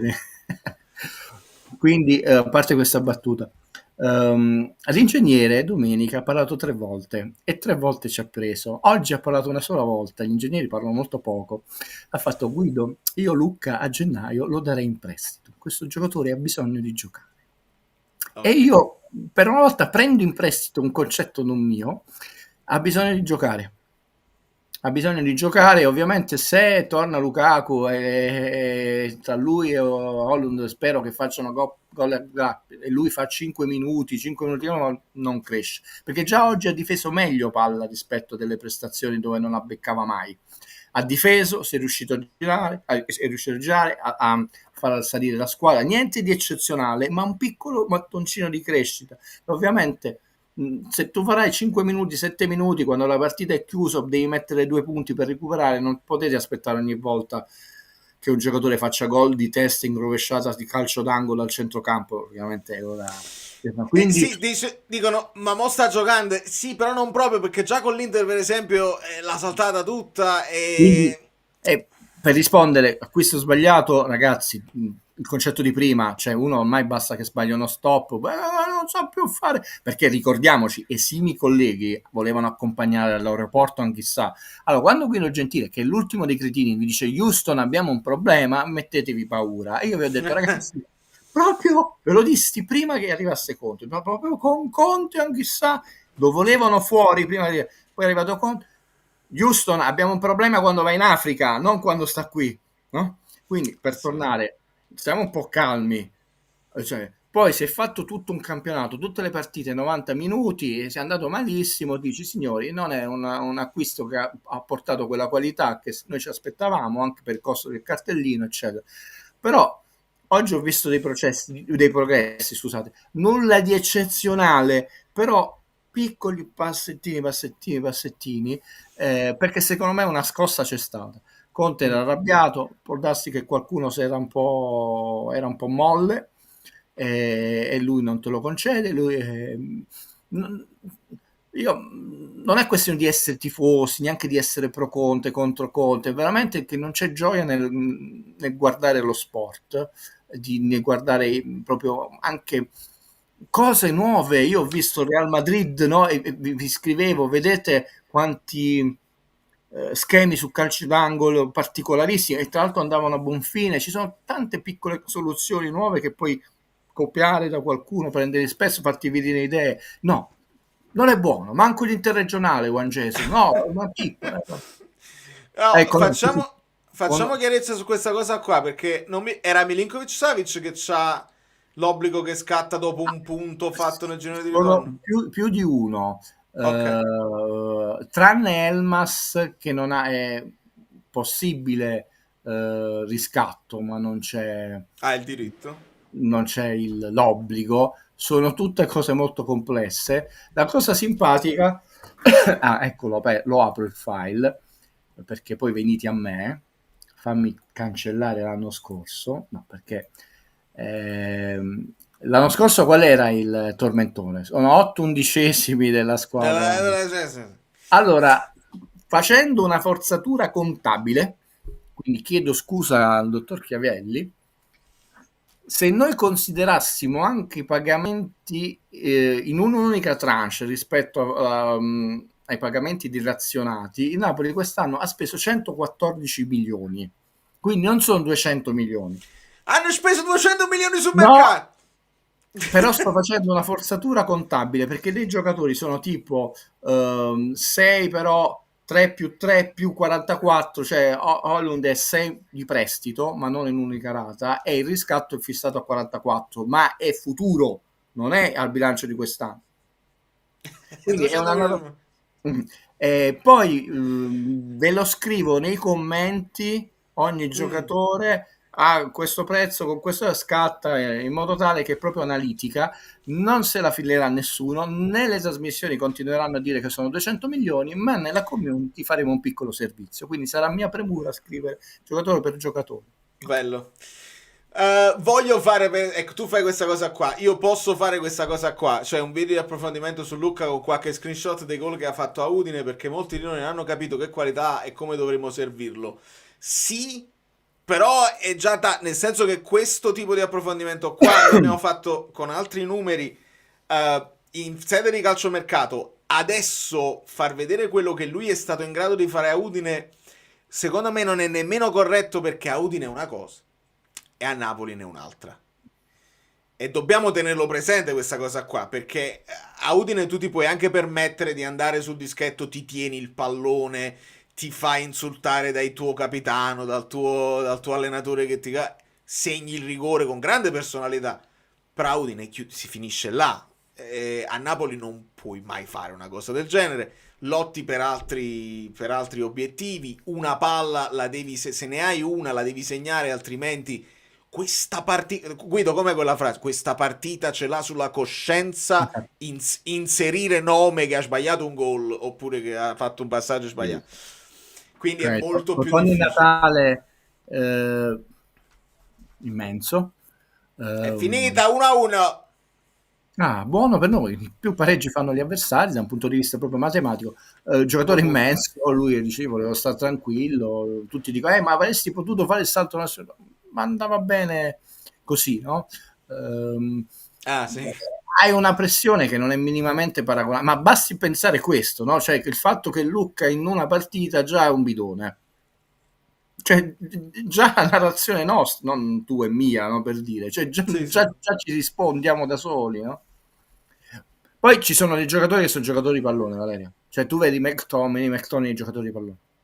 Dove lo metti, Altra lo cosa che metti. mi sono permesso di dirvi, ragazzi, tranquilli, nessun problema, non si è dimenticato di giocare a pallone, non è un falso problema, nessun problema, gol pazzesco con l'Inter, ma sta crescendo la condizione. Questo si è fatto male durante il ritiro, non ha fatto il ritiro e sarà una stagione difficile per McTominay, non perché gliela sto tirando, perché giocando sempre tu non hai la possibilità di dire io mi alleno e dopo 15 giorni la mia condizione è migliorata, no? Perché domani defaticamento, allenamento, rifinitura e giochi. Assolutamente sì. E abbiamo sentito anche dal Bordocam che McTominay si è andato durante Napoli-Inter, ha detto si sta indurendo il flessore, quindi anche lì un po' di problematiche. Domanda per Guido, e poi noi facciamo una riflessione anche perché questo è il secondo stop consecutivo del Milan. Perché una squadra di vertice come il Napoli è incapace di battere un calcio d'angolo? Questa è una bella domanda perché noi abbiamo delle lacune. Un tempo si sarebbe detto delle deficienze, no? Calci di punizione, sai, con quest'anno con De Bruyne, anche calci di rigore, ma anche gli stessi falli laterali, no? Non solo avevi chi li batteva bene, ma senza arrivare a Maradona, che quindi lui voleva la palla, aveva il controllo di stoppare già. Non dico che sono problematici, ma spesso non cavi nulla di buono. È un aspetto tecnico del calcio fondamentale. Tra l'altro il calcio d'angolo sei molto vicino alla porta, no? Perché sei dove bisogna migliorare. Ci sono stati degli anni dove noi ne bettavamo proprio tanti, tu ci mangi, non solo non portavi nulla di buono, ma arrivavamo al nostro portiere, no? Che dice da un'azione, non dico potenziale di attacco, da un'azione almeno la fai ripartire, ci siamo portati il nemico, quindi per mancanza di tecnica, di calma, di vari aspetti, però sono troppi anni. Sì, abbiamo visto qualcosina con Spalletti, vi ricordate? Perché poi c'era il mito dei 35, quanti erano schemi di Sarri, ma anche lì, ricordatevi che Un'altra cosa fatta, è vero, un'altra frase fatta. Guido, vabbè, il fatto che il Milan si è speso la mazzetta con noi, no, più che altro una riflessione era quella anche di un calendario, che l'altra frase fatta è alla fine le devi incontrare tutte, ma dipende, perché puoi prendere il largo con un calendario favorevole. Adesso il Milan deve affrontare delle squadre che non ha affrontato prima. Vale, ci sta il processo di crescita di un giocatore, ricordiamoci, no? Lì ci sono quelle due scivolate del primo gol del Milan, no? Difesa da... È peccato quella sconfitta, perché la devi bloccare, devi almeno pareggiare, come hai buttato la partita col Torino. Mancavano i giocatori, però chi è entrato, veramente è entrato molle, vedi la sfuriata di Conte, poi hai perso in quel modo. Ragazzi, non è facile amministrare, come ho detto, 25 persone. Il campionato è molto corto, ve l'ho sempre detto, questo è un falso mito. Se fai un campionato di vertice puoi sbagliare pochissime partite. È lungo però come periodo, sono 9 mesi, qualche settimana in più, qualche settimana in meno. E in 9 mesi, vedete, infortuni, cambi. Ci sta nel processo di crescita di alcuni giocatori. Quella partita hai fatto degli errori anche abbastanza marchiani. Nel primo tempo loro sono stati bravissimi a punirti, dopo il rigore hai anche prodotto bene, ma non sei stato capace, lucido, preciso per almeno pareggiarla. Il Milan è una squadra anche lì incompleta, con un vecchio marpione nel senso più nobile, non è nessuna offesa all'Allegri. Per loro non è un brutto pareggio, più che l'Atalanta, che è il quinto di seguito, perché tutti aspettavano che le vincesse tutte. No, lui rimarrà là, Valerio Allegri, lui vuole rimanere incollato e tu devi essere intanto te stesso incollato, se non primo in testa. Io ho avuto un pensiero, faccio una confidenza a te e alla community, che mi pare che non mi è uscito nemmeno in reaction, ma durante la partita, il primo tempo che non stava andando benissimo, ho pensato, qua è meglio che cominciamo a ragionare di nuovo a livello di fieno in cascina, nel senso che ci saranno dei momenti in cui sentiremo che la squadra non c'ha quella forza di stare prima in classifica per tutta la cosa, e quindi il fieno in cascina ti dà quella tranquillità che dici, dopo un altro scudetto che hai messo in 3 anni, puoi fare anche un'annata da Champions League, nel senso che fai secondo, terzo, non uscire da quella zona là perché poi diventa pericolosa, però con grande dignità te la porti avanti per tutta la stagione. Vale sicuramente un pensiero 0,0000 sbagliatissimo il mio, perché secondo me Conte ha parlato bene e troppo, però non per noi, perché ci fa capire molte cose invece. L'altra volta, sarò breve, qualcuno si è arrabbiato, ha detto ragazzi il Napoli non che si è indebolito, poi alla fine sono gli stessi 11, sono De Bruyne, adesso ci siamo tolti per virgolette per alcuni problemi.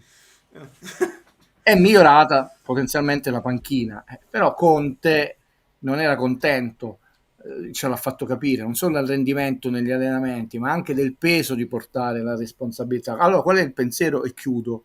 Io non vorrei che, non dico il condizionamento, il bombardamento mediatico, perché noi come giornalisti abbiamo sempre una responsabilità non solo formativa, educativa, ma anche, volendo, professionale, ma questo ormai conta più niente la professione. 200 milioni, 100 milioni, no? A un giocatore si sente, io sono stato pagato tanto, sono importante, eccetera. Si è creato un cortocircuito psicologico. Giustamente chi ha fatto 2 anni nel Napoli, l'anno scorso ha vinto, dico solo gli ultimi 2 giri, l'anno scorso ha vinto uno scudetto, sì, più umile, perché Conte ha detto che dobbiamo pedalare tutti, io, i vecchi, i nuovi, ha detto quelli ma umili. Questo passaggio è stato importante. Perché ti dico questo? Perché, come hai detto tu, Fiera in cascina, la squadra, se mettessimo i titolari, sarebbe la stessa dello scorso anno, tranne ovviamente Kvicia, sostituito da Storia Neres, quindi gli stessi. Vabbè, adesso non c'è manco più Meret. Quindi la qualità, visto che è la stessa, ok che hai vinto lo scudetto, ma 82 punti con il record negativo di gol fatti, cioè te la devono dare i nuovi arrivati e devono essere umili e pedalare, loro te la devono dare, e il primo passaggio, e chiudo, è quello che hai detto tu, cioè entrare una mentalità passo dopo passo, fallo dare, non è risultatismo, è processo di crescita, perché mai sia qualcuno pensa. Fiera in cascina, e l'anno scorso il Fiera in cascina non è che ha portato tanto male, ed è così, visto che a questo punto il progetto tecnico-tattico e anche di evoluzione di se stesso per vendersi in maniera diversa come un allenatore progredito in Europa, se va a farsi benedire, perché De Bruyne non ci sarà per 5 mesi, 4 mesi e mezzo, non è che poi torna subito in fornissima, di un'idea di un Napoli, non dico più dominante, ma sempre più propositivo, che sempre più, non dico che lo dobbiamo accantonare, ma subisce uno stop. E devi rivalutare, è chiaro, devi rimetterti, perché hai fatto tutto un discorso di dominio, è chiaro. Non dico che si torna solo al Napoli pane e prosciutto dell'anno scorso, per dire là, ma subisce, visto che la tua stella, chi doveva essere il faro, non ci sarà, e quindi adesso, come ho detto, secondo me non so se non il 100% lo devi dividere su quei giocatori, perché è un discorso che non si può fare, però ogni giocatore deve essere bravo a dare qualcosa in più per dire cerchiamo di colmare questa lacuna, per quanto non la potrei colmare, perché gli allenamenti, ma anche gli stessi consigli, suggerimenti, piccole accortezze, no? Zola racconta, no, che lui non rubava, guardava Maradona come metteva la caviglia, anche se Zola è destro, Maradona sinistra, poi si è fatto insegnare un campione, Cross che si lavava le scarpe, lui. Ci sono tantissime cose che succedono durante la settimana dello spectatore, che in queste settimane non le vivremo perché lui sarà in Belgio. Era anche un personaggio, Kevin, perché abbiamo visto delle cose anche divertenti che da lui non ti aspetti, che sembra molto chiuso, ma che nello spogliatoio stava cominciando a prendere piede. Dai, diamogli il tempo. Senza dubbio, mi sono ricordato una cosa, Guido, gravissimo. Conte ha sostituito 3 giocatori e non era un calcio d'angolo, era un calcio di punizione laterale più vicino del calcio d'angolo. Si perdono le partite così. Volevo ricordarlo, perché ricordo. insieme a Rongoni. Dov'era Gattuso a Italia 94? Io non so che ha fatto di male, c'era 16 anni Gattuso quando c'era l'Italia-Brasile nel 94, dove poteva essere a 16 anni? Non lo so se è veramente una brutta, io non ho il piacere o il dispiacere a questo punto di conoscerlo, quindi però mi sembra che ci sia un accanimento verso quell'uomo, o veramente una persona, non so, nella vita passata era Jack lo squartatore, sto scherzando, signor Gasparri, però tutte le oggi durante la telecronaca della partita abbiamo sentito più volte, pagato regolarmente, regalato a mio padre l'abbonamento, che dicevano mio fratello, sai come le chiamo queste cose, Valerio? Il regalo Homer dai Simpson. Quando una cosa che piace a te tu lo regali a tua moglie, il film tuo preferito lo regali il cofanetto di Guerre Stellari a tua moglie, il seguito lo regalo Homer, quello là, te lo sei regalato per te, però non vuoi farvi. Dicevo Conte sta telecomandando i suoi giocatori, abbiamo sentito questa in... Come no? Sta facendo una telecronaca. Ma si vede, Valerio, rispondo invece serio, noi sapete che sì. noi qua non mostriamo i pupazzetti, non siamo a quei livelli perché siamo proprio umili, dobbiamo ancora imparare a parlare, ma secondo te non si provano nell'allenamento tante cose, non si parlano, sembra veramente che questi allenatori, Conte ha detto una cosa molto grave e io sposo in pieno, almeno cercate di avere rispetto per il lavoro, qua non si veramente sembra che queste persone sono degli improvvisati, tutti dilettanti, arrivano lì, immaginate quante annotazioni ci sono, alcuni giocatori tra l'altro si lamentano che ci sono troppe riunioni tecniche perché vogliono giocare il pallone, e io credo che comunque ci sono tutta una serie di indicazioni, no? Non è che poi uno può essere in quel momento, ti fai anticipare, dice vedi, però tante cose sono professionisti, si cerca sempre di più di spaccare ormai il capello e non come Fabio, no, quindi oggi ha anche rivendicato scusa. No, dicevo, oggi ha anche rivendicato l'acquisto di Milinkovic-Savic, nel senso qualcuno ha detto perché avete speso soldi per un secondo portiere, eccetera, eccetera. È perché Meret ce l'ha una propensione all'infortunio, cioè non si può lasciare al caso quando triplicano poi le partite che devi fare triplicano, aumenta. Ti ringrazio, non l'ho sentito perché io sono un ettrino. Rispondo, leggi la domanda. Sì, De Bruyne out, Conte in conferenza ha detto De Bruyne out è un vantaggio, chi l'ha detto è da Oscar, quindi è materia per Guido. Ho ospitato un attore teatrale in questo locale che noi abbiamo preso, poi non è un locale, è un ex capannone che stiamo trasformando in centro culturale totalmente autoprodotto, senza nessuno dietro le nostre spalle, né politica né cose, quindi è molto faticoso, anche perché non siamo ricchi, Gabriele per Francesco e io, anzi tutt'altro, e quindi non ho visto il primo tempo, questo per dire. Ho visto dal rigore, quindi sono arrivato, ho visto mio padre, e poi grazie che te lo consente l'abbonamento sono tornato indietro, mi sono rivisto tutta la partita e poi ho messo a fare tutte le statistiche che mi piace, ho detto mi devo recuperare le conferenze stampa, quindi non l'ho ascoltato. Conte quest'anno ha detto 3 delle 4 cose che io vi ho detto all'inizio del campionato. Isolarci, ha usato la stessa cosa, dobbiamo essere bravi a isolarci, quindi non posso che essere d'accordo. Umili, lo ho detto più volte, e poi ho detto qua serve fame, io dissi anche consapevolezza perché comunque abbiamo vinto, quindi non è che dobbiamo fare la Cenerentola, io mi riferivo bellissimo, io non posso che sposare essendo la mia materia perché una vaccata è gigantesca, c'è un vantaggio. Cioè, come si chiama il film l'aereo più pazzo del mondo, sempre più pazzo, quando esce bullshit quando dice, no, non c'è niente di grave, cioè, esce il bullshit poi e va tutto a posto e esce incredibile, la dico in inglese. Allora posso prendere il tuo vocale, Francesco? Sì, perché è un vocale che esce un attimo dal calcio e ho detto, infatti può essere pure che esce scritto, ho detto prendo questo vocale solo se vinciamo, perché altrimenti se facciamo fare una parentesi sulla NBA mi disiscrivo io stesso dal canale se abbiamo pay. Invece avendo vinto siamo più tranquilli e possiamo tranquillamente farlo. Ti chiedeva qualcuno cosa ne pensi delle parole di Marotta su Napoli-Inter? L'hai accennato, insomma. Avete già visto i risultati. Esatto. E a questo punto io estendo la domanda, visto che è anche cronaca di questi giorni che Spalletti potrebbe andare lì.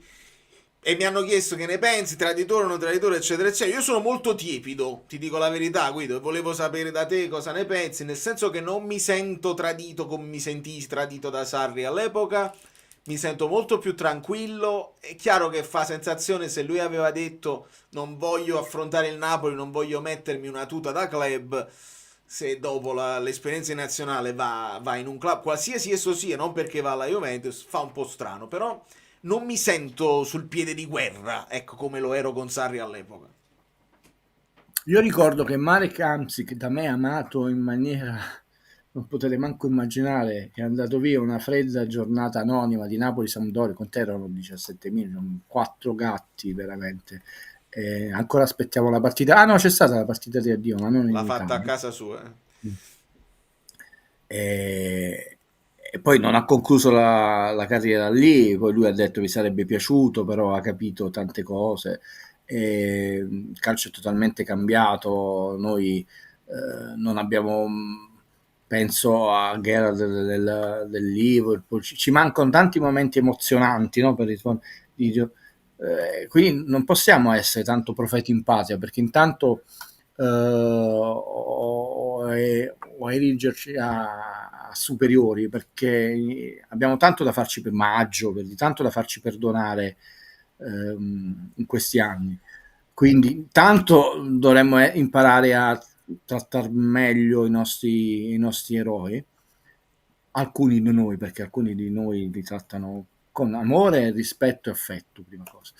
Seconda cosa, il calcio non solo è cambiato, bisogna dividere l'aspetto professionale dall'aspetto di cuore, e finisco, nel senso che uno può essere un professionista, va lì, ma come è giusto che sia, viene chiamato nella società, ma ovviamente l'amore per un luogo, per un territorio, per una scuola del cuore ti rimane a vita, pur facendo in maniera più che professionale il tuo lavoro. Basta l'esempio di Simeone, no? Esattamente. Quindi io divido, non è questione di tradimento, e non trovo una contraddizione. Ci sono anche dei giocatori che non hanno mai giocato nel Napoli, come appunto Totò Di Natale, o Quagliarella, bellissima l'intervista che è stata fatta ultimamente, no? Poi in realtà ha fatto una stagione un pezzettino anche sfortunata nel Napoli per ragioni che sappiamo, ma resta la sua squadra cuore, la sua città del cuore, e no, per questo è traditore, non gli vogliamo meno bene. Quindi lo trovo un argomento non solo molto provinciale, ma veramente molto scadente. È diverso il discorso di Sarri, quindi per me Spalletti può andare lì, saranno problemi più suoi, no? Perché il tatuaggio, queste cose. Tu dici sì, è stato un po' imprudente perché ha detto io non voglio affrontare, però sono due cose diverse. Lui ha avuto la cittadinanza onoraria del Napoli, della città di Napoli, no? E questo creerà polemiche, di colleghi lo attaccheranno, quindi è andato in una sfera molto più grande rispetto alla mera squadra. Non tutti gli abitanti della città di Napoli sono tifosi del Napoli, alcuni sono disinteressati del calcio, dovete accettarlo questa cosa qua, per quanto può sembrare impossibile. Non dico che sono tifosi di un'altra squadra, possono essere totalmente disinteressati. Quindi la cosa importante è che lui non contraddica quello che è il suo rapporto adesso con la città, che è molto più grande ed è più eterna, anche perché rimane nell'albo dell'ufficio comunale, cioè che tu sei solo, non pochi ormai cittadini onorari di Alessandro Gasma, Alberto Angela, scusa, sono cittadini onorari di Napoli, non sono tifosi del Napoli. Che cacchio di discorso è? Mi sembra molto veramente provinciale. Andrà alla Juve, ci saranno un sacco di polemiche da un'altra parte, l'importante è che mantenga. Lì sarebbe un tradimento quello che lui ha manifestato come affetto nei confronti di un territorio, e sicuramente sarà uno scudetto speciale, non solo perché stravinto, dominato. È molto raro che nel calcio vinca la squadra più bella, che sia anche la più forte. Si tolse l'etichetta del eterno perdente, anche se aveva vinto con lo Zenit San Pietroburgo, quindi io penso che nel suo cuore, poi una cavalcata, mesi di festeggiamenti, perché in città lui che aveva il timore, ma se la deludiamo questa gente, quindi non lo so, io non la vedo una problematica.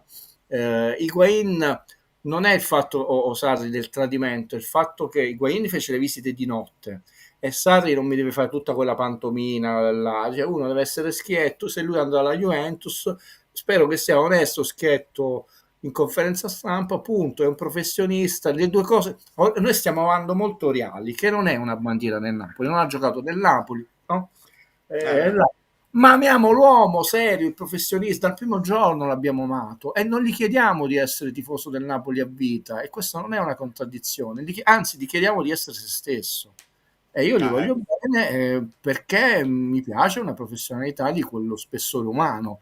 E se lui in conferenza fra qualche anno dirà comunque lì gli anni più belli là, io mica dico però tu del Napoli, ma ci sta, perché non tutti hanno avuto la fortuna, soprattutto in questo calcio, Oriali come dirigenti chiaramente, di poter fare tutta la carriera in una squadra. È cambiato tutto, quindi è un argomento, lo so, forse è molto difficile dal punto di vista culturale trasmettervelo e farvelo accettare. Io amo la trasparenza e l'onestà. Il punto è che si può essere totalmente innamorati di una città, di un territorio, di una squadra, e da un punto di vista essere professionali essere costretti, perché non è che no, tutti quelli che amano il Napoli, quanti giocatori dovrebbe avere il Napoli, quanti allenatori, no? Così come altre squadre, no? Poi alla fine di Totti ce n'è stato uno, per dire, ma quanti ragazzi di Roma sognano di fare tutta la carriera e non arrivano manco a giocare in Serie A? Ripeto, mi sembra molto puerile, non da parte tua, come verrà montato questa discussione. Sì. Ci ricordano che Pandev anche ha vinto la Champions e che De Bruyne è uno il più grande calciatore passato qui dopo Maradona. Al momento un sogno interrotto alle 2 di notte. Diciamo adesso ho detto, è vero, quando invece è molto più grave l'errore che ho fatto. Grande giocatore, piedi fantastici, divertente, grande bestemmiatore, no? In tutte le lingue possibili e immaginabili, e anche espulso per una Pechino. Molto probabilmente, concedetevi, aver fatto un errore molto grave, probabilmente la febbre, mal di gola della volta scorsa, quindi errore mio al 100% e non trovo scuse, che col fatto che la differenza reti è un fattore considerato dell'accesso ai turni di eliminazione diretta della Champions League, gli arbitri non possono concedere un elemento di galanteria anche se stai vincendo 4-0, e ovviamente devono far disputare il recupero che hanno previsto. Io quindi ho detto una sciocchezza, la febbre fa brutti scherzi, chiedo scusa a tutta la community. Figurati. Ti faccio ascoltare questo vocale di Francesco. Ciao Vale, ciao Guido. Da poco è cominciata la nuova season NBA negli Stati Uniti d'America. E perché ho specificato negli USA? Perché vorrebbero portare l'NBA anche in Europa. Si sta parlando di paesi come la Gran Bretagna, la Spagna, la Francia, la Germania, l'Italia ed anche la Turchia e la Grecia, quest'ultima probabilmente anche per via di una figura come quella di Giannis Antetokounmpo, che è importantissima, specialmente nella capitale Atene. E si sta vociferando che 2 società di calcio italiane, che noi conosciamo molto bene, ovvero l'Inter e il Milan, vorrebbero acquisire l'Olimpia Milano.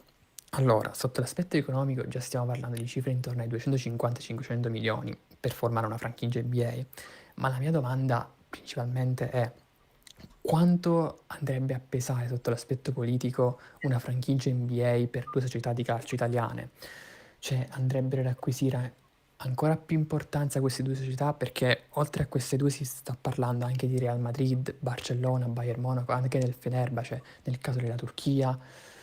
Quindi magari sotto un aspetto economico inizialmente sarebbe un investimento pesante, ma poi sul lungo potrebbe andare a portare ancora più ricchezze e potere a queste 2 società, le 2 società milanesi. Vorrei in particolare l'opinione di Guido, perché so che segue l'NBA ed è tifoso dei Lakers.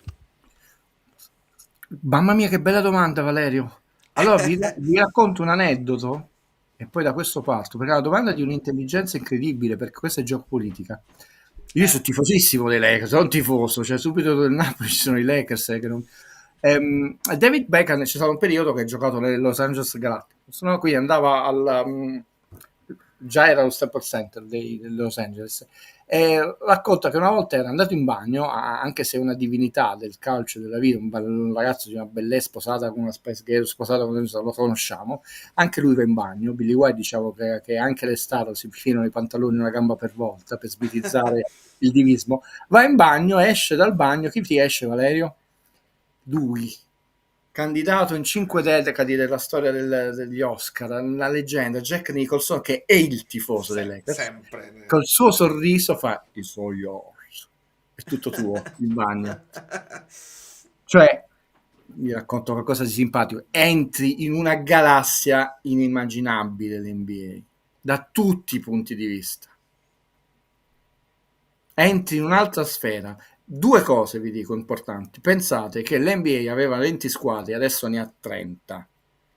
Una lega privata, non nazionale, una lega privata che pacificamente, quindi non andando allo scontro come Filion Tiro Perez, a carte bollate, ricorsi, Lussemburgo, come si chiama, se l'è fottuta di tutti, scusate il termine, 20 squadre, erano 20, ha costretto pacificamente a far cambiare le regole di tutto il mondo del basket. Perché il basket FIBA aveva delle sue regole, 2 tempi, 10 secondi, 30 secondi e non 24, non ve le cito tutte, non potevi fare il passaggio sopra il ferro, no? Quello che è molto spettacolare, no? Ci sono tantissime regole che sono cambiate per cercare di colmare il gap tecnico e fisico rispetto all'NBA. Pensate quanto è forte come lega. Detto, noi siamo i leader, anche se siamo una lega privata, adesso sono diventate 30 squadre, che hanno condizionato il resto del mondo. Allora, altro esempio. Qual è la cosa che viene in mente quando uno nomina il San Paolo Maradona? Ovviamente abbiamo sentito per 20 anni De Laurentiis sia un cesso. Mi scuso per la parola, ma quello che diceva. Finché che Anna Trieste, non so quando ospitava il sindaco, all'epoca era dei Magistri, una volta lo ospitò con la tavoletta del gabinetto, si originalizzava.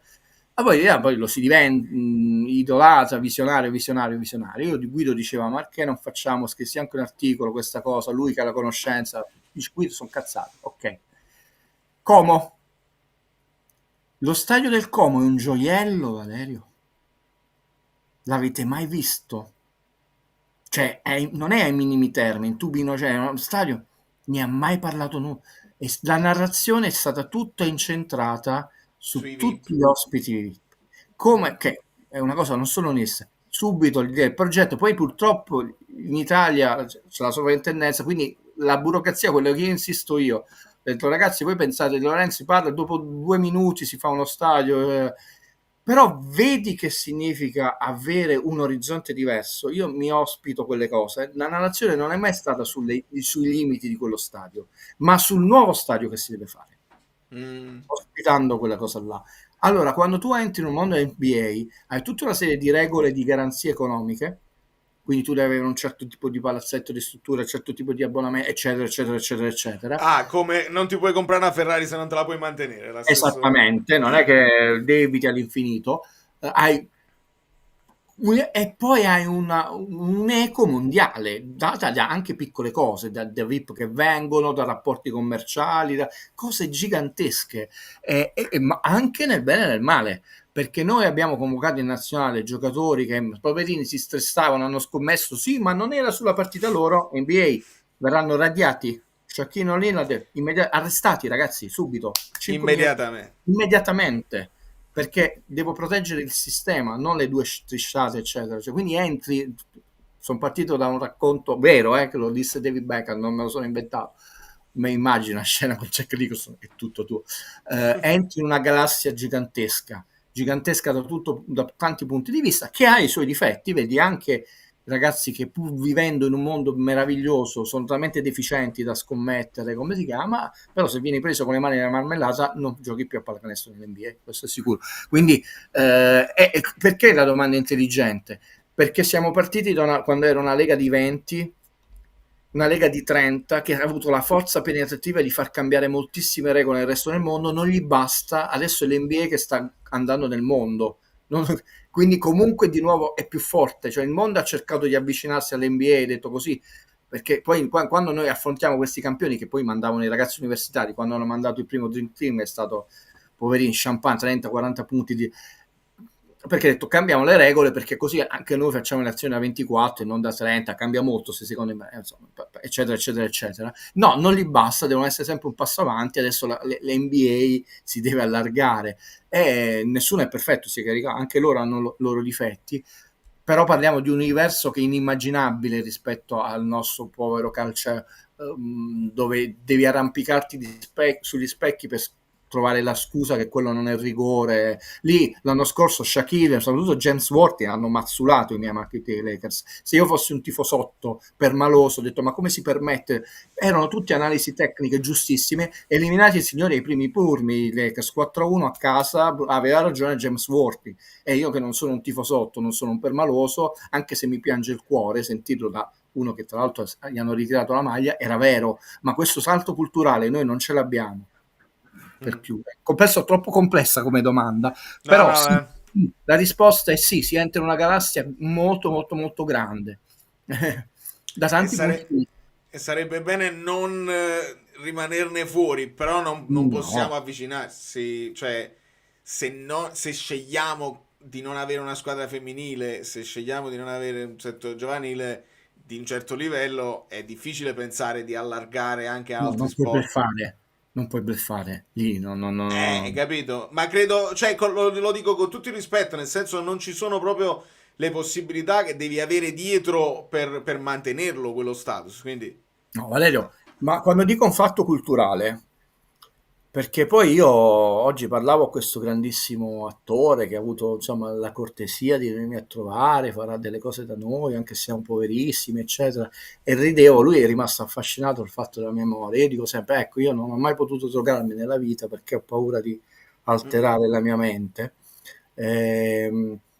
Vogliamo parlare di chi in queste settimane ha detto quanti soldi perde De Laurentiis perché deve togliere i cartelloni pubblicitari, cioè, basta, io chiudo, non vengo più da voi perché dobbiamo stare cioè fino all'altro anno non è ancora stato inaugurato il palazzetto dei Clippers e quindi i Lakers dividevano il palazzetto, ma non è solo i Lakers, andate a vedere il timelapse di quando cambiano il parquet da una squadra all'altra perché giocano due squadre, oppure si passa dall'hockey alla pallacanestro, altre cose, è meraviglioso, ci sono questi ditte che insomma perché poi se giocano i Lakers ci sono i loghi dei Lakers e giocano i Clippers eccetera. Noi siamo ancora appresso a questa gente che sta a guardare il caffè Borghetti, cose, c'è il calcio degli anni 80, massimo rispetto al caffè Borghetti, però per dire signore è cambiato. Allora se tu vuoi entrare e dici il calcio è cambiato, visionario eccetera, però poi devi essere coerente, ti devi informare, e questa cosa che i palazzetti loro cambiano il parquet, mille altre cose, gli arredi, le sedie, le cose, ma basti pensare anche le maglie ritirate, cioè lì fai il discorso quanto costa i Los Angeles Lakers ogni domenica dover cambiare il parquet. No, non ce la faccio. No, perché il problema è che io me ne ricordo quando sento queste cose e non dovrei sentire, perciò cerco di non sentire più le trasmissioni, non le devo sentire, così non me le devo memorizzare, la mia memoria si può dedicare ad altro. Per questo io dico all'altro poeta maledetto che si deve disintossicare un po', se no si vive peggio. Signori, Guido Gentile, grazie infinite. Sì, tornerò, cioè, anche per me stesso sul mio canale. La cosa bella è che mi sono preso una lunga vacanza e Valerio mi ammazzerà, però sì, se riusciamo a partire, abbiamo fatto questa promessa che manterrò perché è stata una cosa veramente faticosa. Io poi non voglio raccontarmi i fatti miei, poi pensate delle persone che lo stanno facendo da soli senza nessun aiuto, quindi le mie serate me le voglio far riprendere da Gabriele, se non addirittura creare una stanza e trasmettervela in diretta per tutte le persone che non sono sul luogo. Quindi io mi farò perdonare alla grandissima perché non le voglio fare in diretta su YouTube, perché non perché sia una cosa illegale, ho paura, io facendo lezioni di cinema quando faccio queste cose, quindi faccio vedere la clip, la spiego, faccio la conversazione e farò una conversazione cineletteraria con un'attrice che leggerà i testi, io farò vedere la clip del film e poi spiegherò perché si passa dalla letteratura a cose. Quindi se riesco a trasmetterla in diretta sarà il mio modo per chiedere scusa, visto che mi sono preso una lunga pausa, però sarà una cosa molto bella, ve lo devo, vi chiedo le mie scuse, ma io non sono un ettrino, vivo di lavoro, ho lavorato tanto, ho bisogno di studiare tanto, perché la gente si aspetta tanto da me, non avendo nessun padrino dietro le mie spalle, e quindi vi chiedo scusa se non sono presente sul mio canale sul web come meritereste, e ve lo dico di cuore, so che Valerio mi rimprovera, quindi sono molto più bravo a venire da te che non da me stesso, però stiamo per partire e quindi quando partiremo sarete invitati, oppure se non siete presenti creeremo una sorta di making of e poi lo posterò, sarà il mio modo per dire scusate, un abbraccio a tutti. Allora la proposta qua si sentirei per sentire parlare di calcio. Che una persona sarebbe molto... Non voglio cadere nello stereotipo siciliano, però. Un abbraccio a Guido Gentile.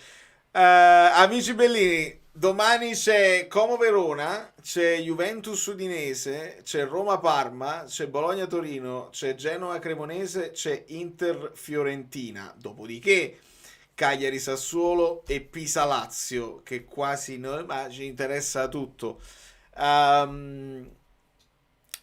Rilassati, ce le possiamo guardare sul divano aspettando che, e se dovessero inciampare, il fieno in cascina che tu stai mettendo molto bene poi viene a mancare dietro, quindi fate le vostre scelte, potete gufare, potete non gufare, potete riflettere su quello che si può migliorare, perché il Napoli deve migliorare su delle cose, non è tutto perfetto, anzi però noi con calma ce la godiamo e fa parte del percorso. Da New York, Valerio Fluido è tutto, lascia. Amici bellini alla ribalta, Poiani è bello, tutti lo sanno. Molto bene, vedo un clima sereno, mi fa piacere. Allora, prego.